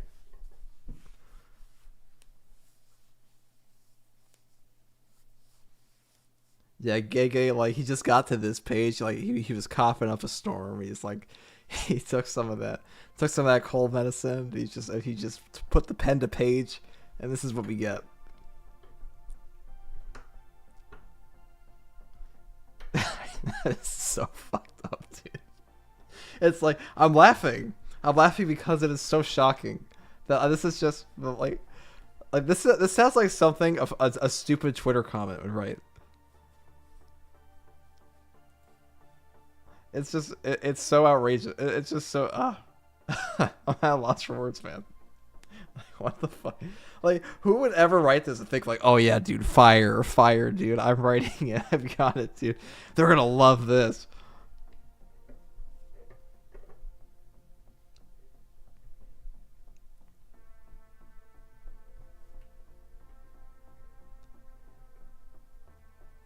Interesting. All right, Gege Akatame. A curious choice of words. It's uncomfortable, dude. It is uncomfortable.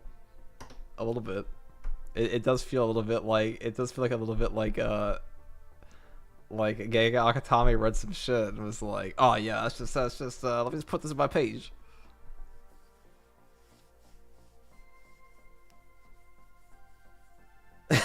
Jesus Christ, dude.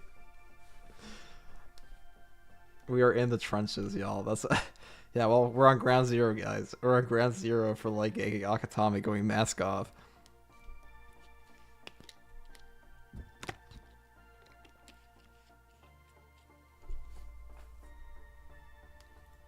Interesting. Miguel refutes. Hold on. Miguel refutes Gojo's statement, saying Gojo is labeling him as that because he's black, and that's just discrimination. Okay, we're back. We're back, guys. It's okay. There are black people who are non-athletic. Miguel, so Gojo's a racist, is all I'm hearing. Gojo confirmed racist. Okay. Miguel, I'm not special because I'm black. It's because I'm me. Gojo says sorry, ... And Miguel says it's fine. That is such a fucking weird thing to write. Gege just bailed himself out, dude. Like, are you fucking kidding me? Okay. So, Gege bailed himself out, but Gojo is a fucking racist. I don't know if that's better for some people, I'll be honest. But, like, that's such a weird thing to write into the story, dude. Like, why? Just why? Just why put that in there at all?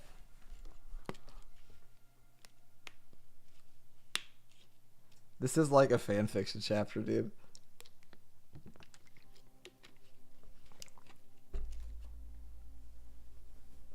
That's just like, yeah, this is the issue when you're reading a League translation, is that it goes to say this, and then it cuts to the next page and, like, completely undoes, like, the crippling racism that he just fucking dug himself into.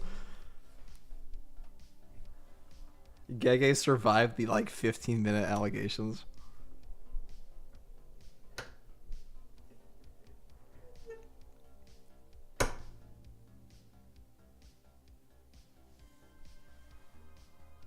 Maybe that's why Gojo didn't kill Geto.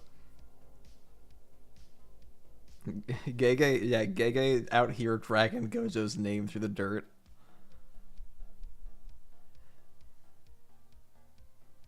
And I bet Sukuna next page is gonna say like he's gonna say something like super enlightened.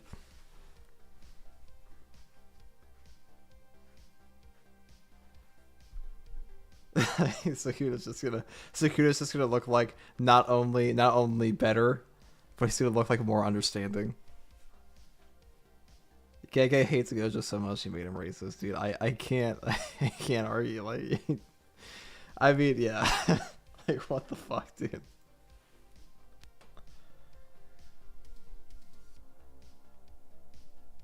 but to be fair, Miguel's pretty funny.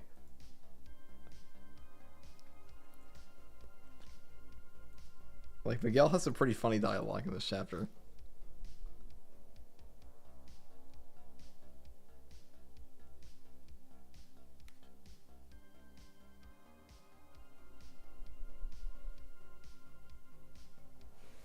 Hold on, what we got here? Yeah, Gege Akatami bailing themselves out.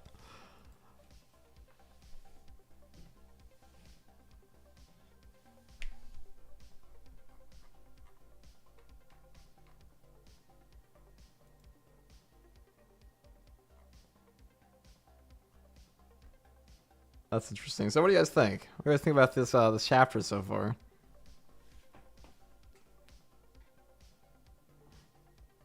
Sukuna's gonna be like, you guys diversity. Yeah.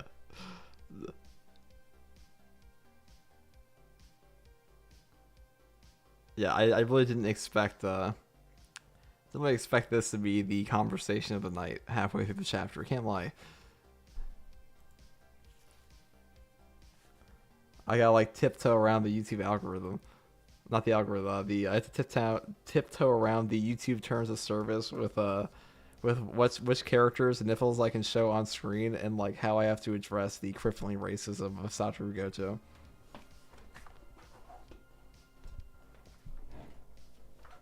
...2024 Jujutsu Kaisen, guys. We're here. Best chapter. Like, what?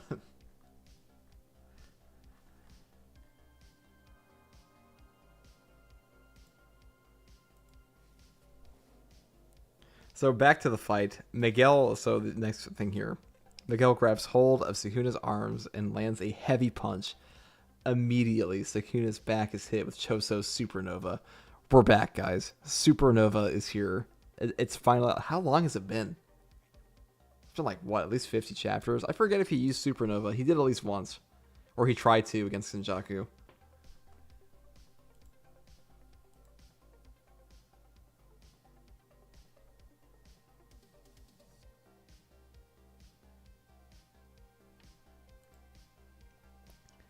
Back to the fight. Miguel grabs hold. Okay. I'll just read the pages here. There's a lot of a... Oh, Choso eats some slashes, it looks like here.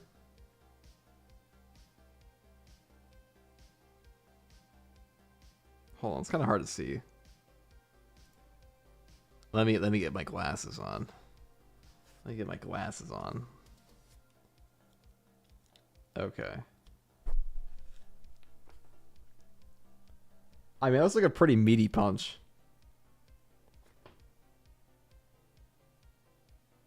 So he got like launched into the punch. Interesting. That's pretty cool. Urame versus Hikari, never gonna end. Thank you for the donation, but yeah. Hikari versus Urame is never gonna end. We're just here forever. And yeah, it looks like Sukuna's arm. I mean, Sukuna's arm's already chopped off here.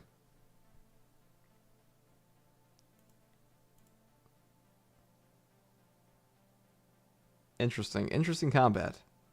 Choso is up there. Hold on. I'm seeing now. Choso is up on the upper right of the second page, and he is there like Damian Wayne with like a piercing water gun. Looking like Batman. Got that meaty punch, dude. Listen, it's all about...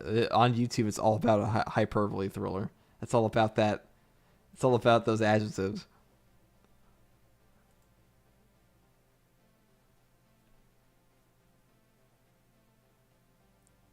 Say Sukuna's output is fully back. That's what it seems like. Getting there.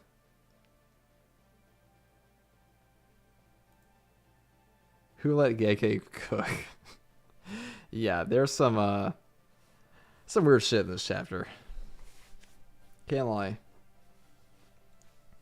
This chapter has me in a weird place. Can't blame you. Like there is some unnecessary dialogue in this one.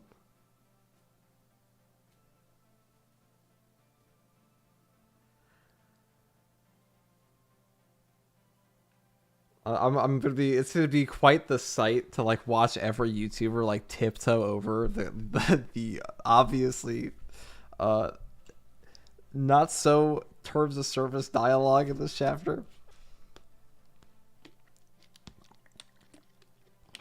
I'm definitely gonna watch all the reviews of this one.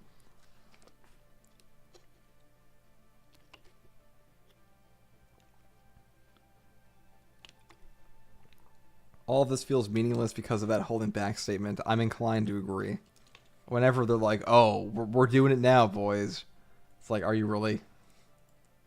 Like we know what's coming.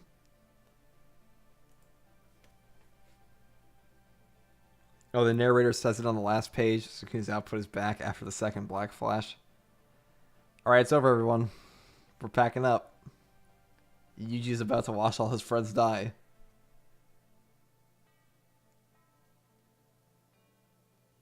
It feels like a real conversation, but not what I thought I'd read today. It does feel like a real conversation. That, like, you know, maybe some people have. I mean, maybe not people I know that have, but not one I'd really expect an author to just randomly put in their story. Is Yuta confirmed dead? I think Yuta's just confirmed to be hurt.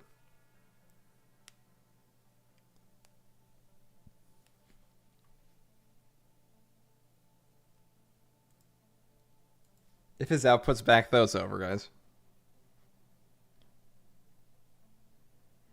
And then we get to the page where Yuji rejoins the fight. He directly lands on Sukuna and slams him. This is a pretty good one. And I can't help but feel like all the stuff they're building up to here is they're all about to get bodied. It's like, what's the word for it? What's the way to put it?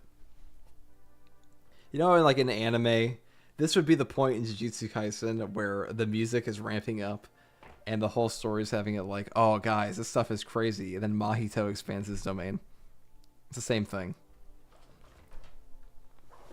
Like, they're beating him up. Like, he's taking that extra damage and he's going to recharge his ult and then hit the R key.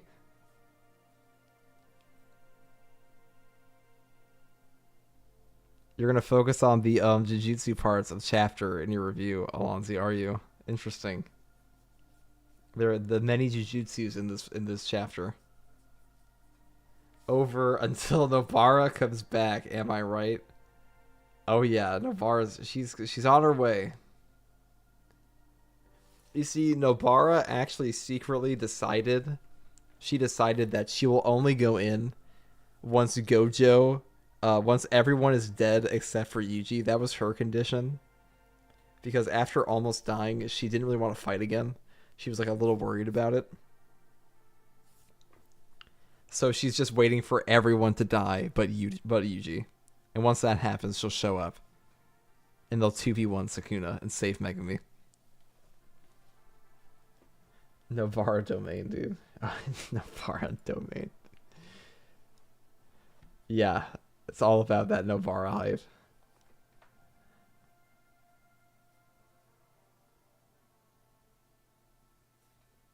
Aizen about to stop the music, dude. That's exactly what this is. They have your number one playing in the background, and then Aizen's just gonna say open, and the music's all gonna stop. And one by one, they are going to get bodied. Ghetto's groupies before Novara and Toto is insane. Yeah, it is. Especially like this guy, like the hand CT guy. Are you shitting me? This is the guy we get?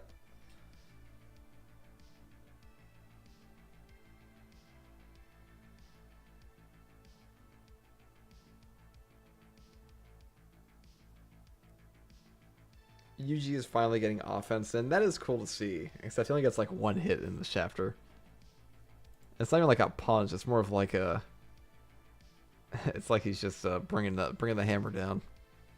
Someone's gonna break that Sukuna mask, and he's gonna be like Boros and in One Punch Man, and just be like, "Oh man, the secret Heian era mask that was holding in my true power is finally unleashed."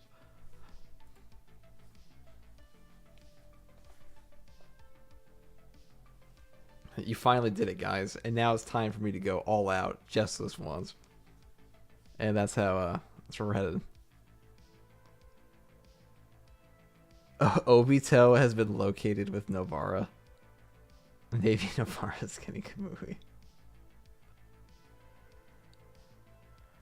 Definitely going to be a hot take, but I still love this chapter. I found it so fun and glad to see Yuji and Maki back. I don't think it's like the worst chapter. It's some really questionable dialogue choices that I just wouldn't put in personally.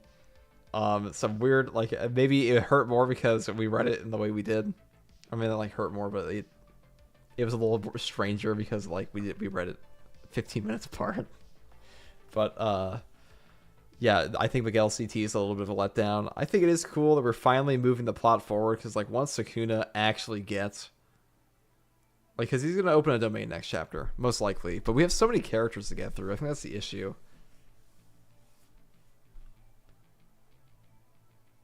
Gojo got cheap shotted, dude. Let's see this.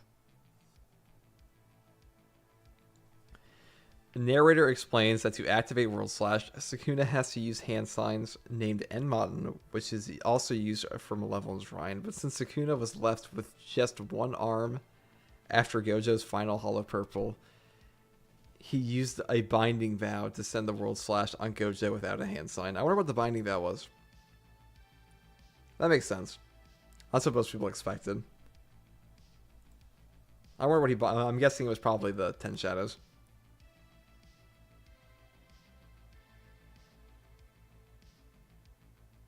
Watch him binding vow away, cleaving his mantle, and then start like cracking his head open for more CTs.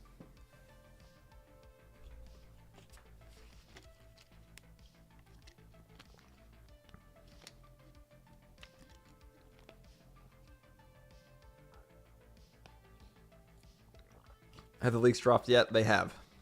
They have indeed. That is not the last page. For those who are wondering.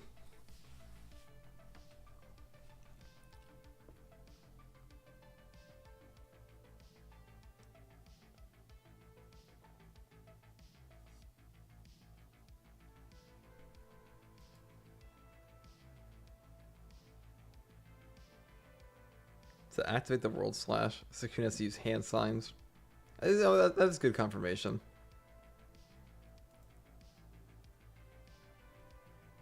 He had no hands. How did he world slash Yuta? He has 4 arms.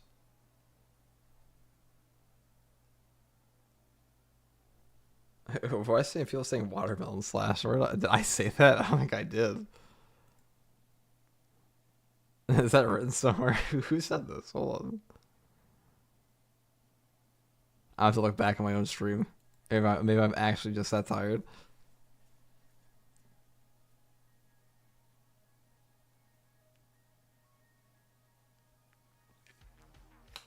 Maybe he traded the black box and that binding vow. I'd give that almost a 0.1% chance.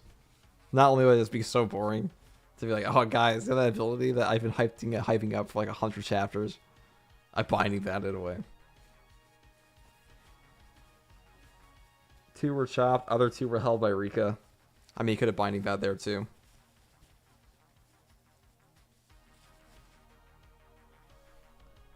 Who the fuck said watermelon slash? That's not in the chat. It's crazy, dude.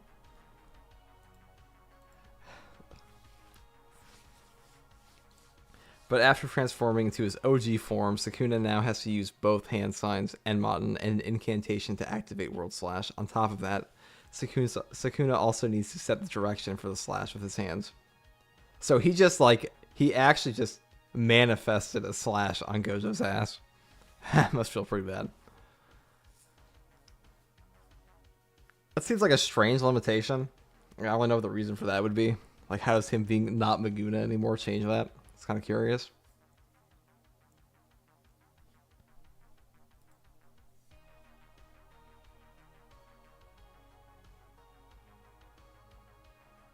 This guy, dude. Did the spoilers get delayed? They did not get delayed.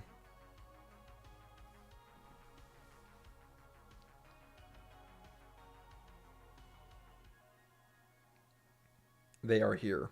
They are on Twitter.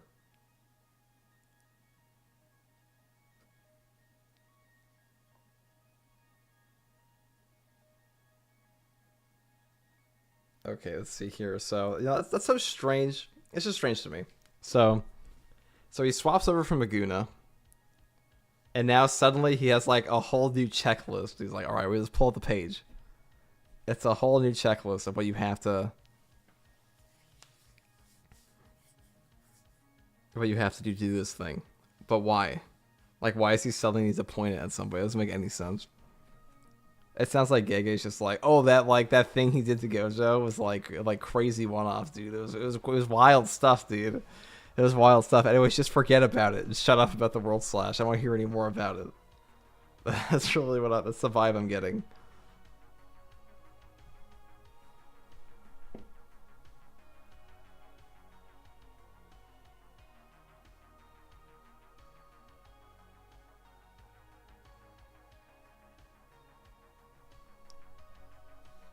Did he lose another arm here? Oh, he did get chopped by Maki. Chops off another arm. It looks like. Wait, does she? I am totally out of the loop here in these pages. So now they're fighting him up a staircase, dude. The guys, they're just fighting him like on stairs. Interesting decision for the guys who can just like body. That's the trade-off. Okay. Oh, okay, that makes more sense now. I see. Holy shit, I am tired. I really am. So he can't do it anymore. That was the binding vow. Interesting. That's a strange binding vow. It's like crunch the numbers, boys.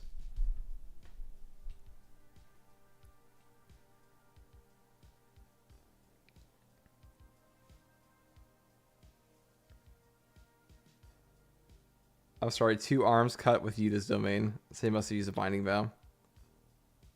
I mean, he still has his other. Even if they were held back, he could still make the hand signs unless like Rika was holding his fingers down. I have to go reread it.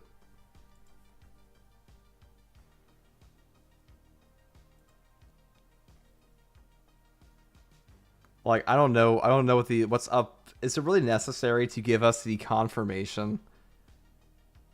And is it really necessary to give us confirmation of everything that Sukuna did to kill characters from like 30 chapters ago or 20 chapters ago? 20 chapters later? Like, why not just tell you this in the chapter so you don't have people complaining for a good, I don't know, month? I'm sorry, excuse me. As if anyone would only complain for a month. A half a year since last year.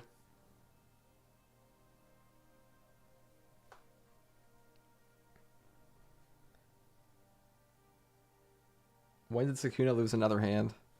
I'm looking for that right now.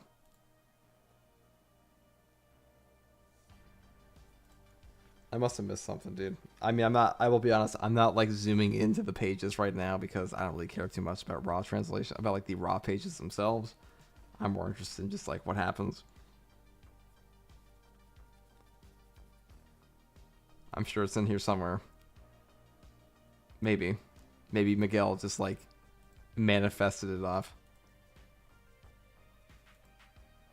So what do we get this chapter, boys? We got some confirmation on I got some Jujutsu confirmation that Miguel's him. He's got a strong technique. We have confirmation that Gojo is kind of racist, and we have some good old confirmation that Maki is alive, and she tanked the black. Well, you know, she recovered from the Black Flash pretty quickly.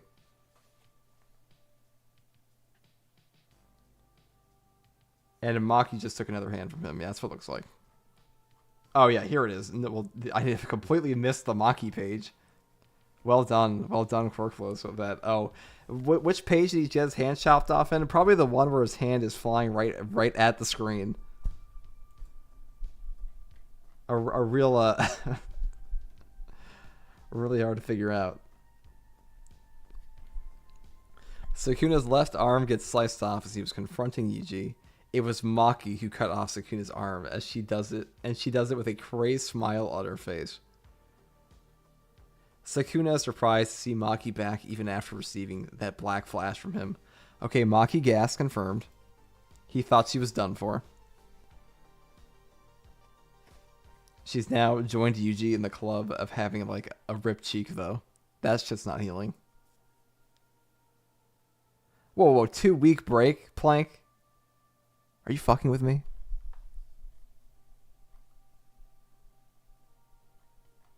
Hold on, you've 2 weeks, dude. That's content death. You might as well just tell me my channel got shut down for a month. What am I supposed to do? Come up with interesting ideas on my own? That's impossible. We've fallen so low. We're doing a reaction stream.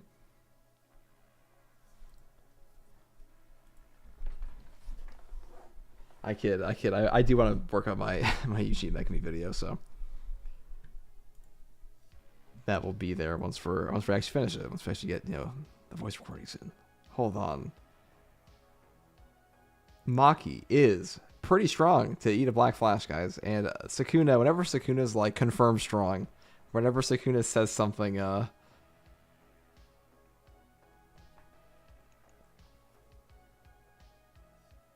like whenever Sukuna says to a character, "You're pretty strong. I can't believe you did that." Oh, they're actually alive? Question mark. You're like, okay, the gas is confirmed. The fuel's in the tank.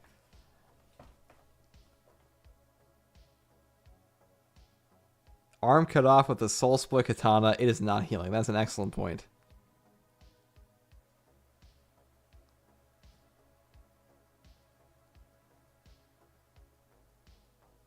Is it only for a week? Or is it 2 weeks? Let me take a look again.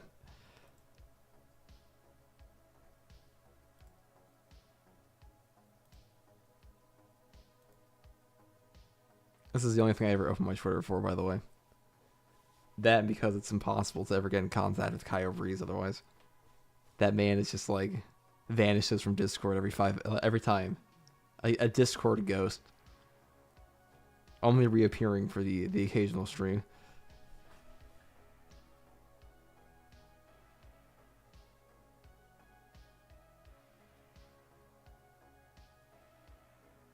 Black Flash coming. Yep. Black Flash is coming, boys. Someone's about to get rocked. And, like, let's see. Let's take a look at the roster of characters before us. Do I have the images? Hold on. I gotta put a little bit of effort into this one. 1 second.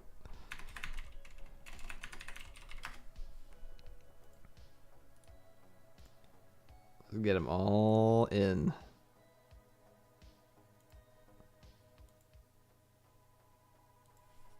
We have Yuji. We have...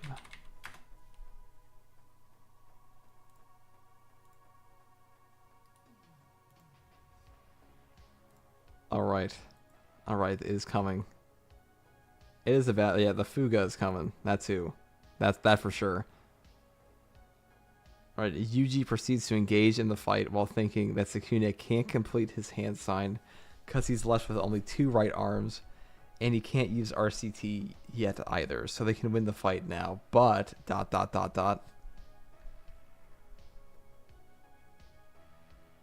Oh boy. Alright guys, hold on, poll time. I won't make an actual poll. But of these 4 characters... Okay, let's get the monkey hater out of here. Of these 4 characters that are currently in mortal combat with the King of Curses. Can I click anything properly these days? I'm gonna make Yuji extra big because he's the coolest. Of these 4 characters, let me just get them all in. Which one do you think is the most likely? We gotta make it more. There we go. Which one do we think is the most likely to eat a Black Flash, a devastating Black Flash, due to their lack of plot relevance and very hand-like curse technique? I do wonder.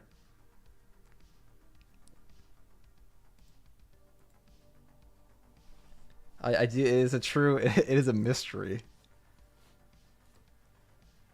Oh yeah, Choso's here too. I did forget Choso, but I don't have room for him on the screen unless I made everyone smaller, and I am doing that. So just pretend he's there.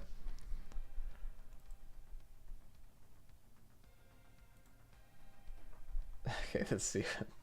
I think the answer is obvious in that the next page tells us, as if to pour water on Yuji's hopes, Sukuna instantly hits LaRue with a Black Flash. And the narrator says, Gojo regained his RCT output with his second Black Flash. So the King of Curses now gained ... Okay. He's teasing us. Domain expansion.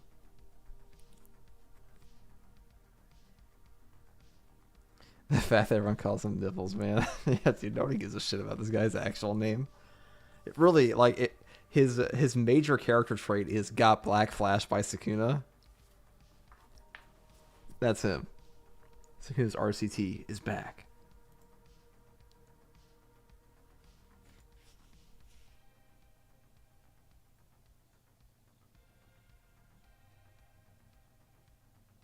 Okay, so we truly don't know if Sukuna got back his RCT. Next chapter will clear that fact.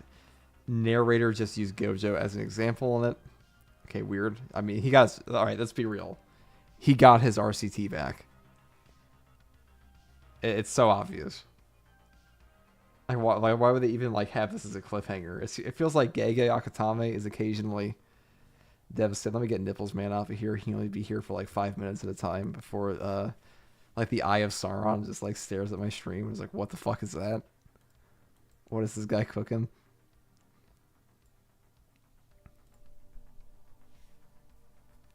Yeah, poor Nipples, dude. What the? This is not the chapter I was promised. Nobody asked for this guy. Imagine coming all the way over from South Africa to eat a Black Flash in your first debut chapter. That's rough. Oh, this is your debut chapter in the post-month time skip.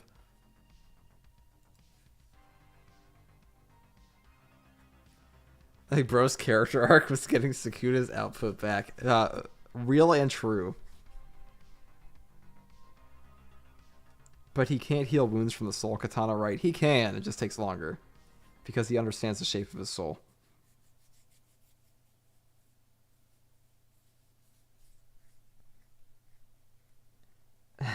Nipple Man was just there to like get punched by a black flash, dude. It would have been funnier if he punched his hand and like the 1/10 of damage just bodied him like on like the rebound. That was that black flash the final page? Sounds like it was. Actually, I don't see an end here. Yeah, that was the final page. Black Flash is the final page, guys. Those were the leaks. We were here for how long? Are we streaming? 2 hours. Fun stuff. Fun stuff. Did I miss any people? No, we got everything here. Perfect. Understands the shape of his soul, whatever that means. Well, it's because he was in a vessel with Yuji. They talked about this like a little while ago. But still. I give that chapter a... Okay, well, maybe my brain will think differently about it later when I'm more awake, and also when I actually read the full translations. As of right now, if I had to rate this chapter, I'd say like 6 out of 10. It's okay. It is one of the chapters. What did he gain? The RCT output. That's what it sounds like. How does this chapter end? Just came in. Sukuna black flashes a guy that has duct tape on his nipples, and then supposedly gains his RCT back. Supposedly regains all the RCT.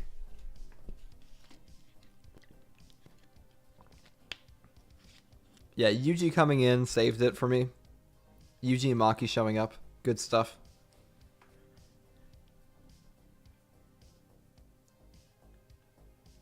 We really had a time skip just for the cast to still achieve nothing in the end. The real point of the time skip was just so they could like skip to the fight. That's what it feels like. I'm sure people are going to be livid about Gojo getting cheap shotted. Like, if the Gojo fans were mad before, they're going to be seething now. So the heroes lost progress this chapter. Yeah, I mean, I think that was... The Black Flash... Everyone kind of figured the second Black Flash was coming. Like, it's not too much of a shock, but... They're going to get bodied. It's all coming. Every time people need to stop saying we can win, that is real, very real. Everyone who says we will win winds up getting wrecked within like a page.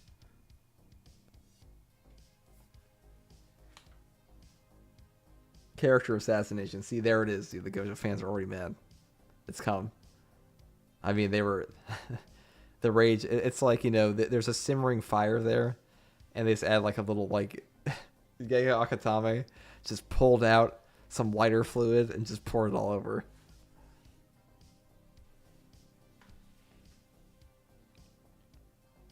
The story really is about Sukuna since episode 1. I mean, Sukuna, undeniably, Sukuna is like the major character, or one of the major characters in Jujutsu Kaisen.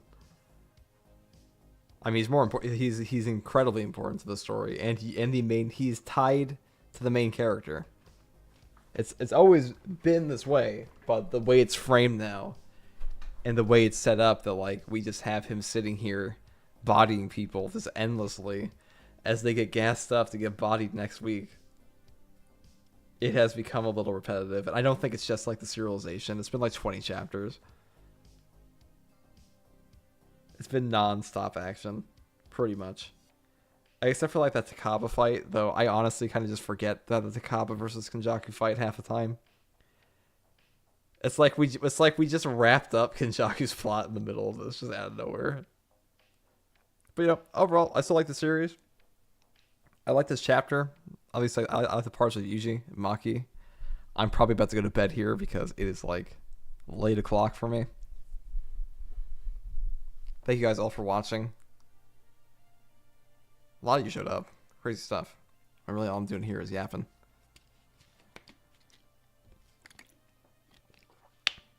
It doesn't say it's on break next week. Hold on, hold on. This might change everything. Editor's comment at the end is the black light shines sinisterly. Interesting.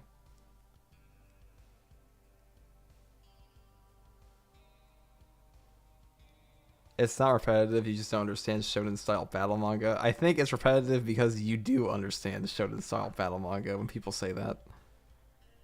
Because if you've read one shonen, you've probably, like, you don't have to be a giant, a huge gigabrain to recognize that, like, Miguel shows up with Nipple Guy, and Nipple Guy ain't making it to next week. That's all I'm saying. And on that note, I'm going to bed. Take it easy, guys. It doesn't look like there's a break, but at least not the one that Miyamura said.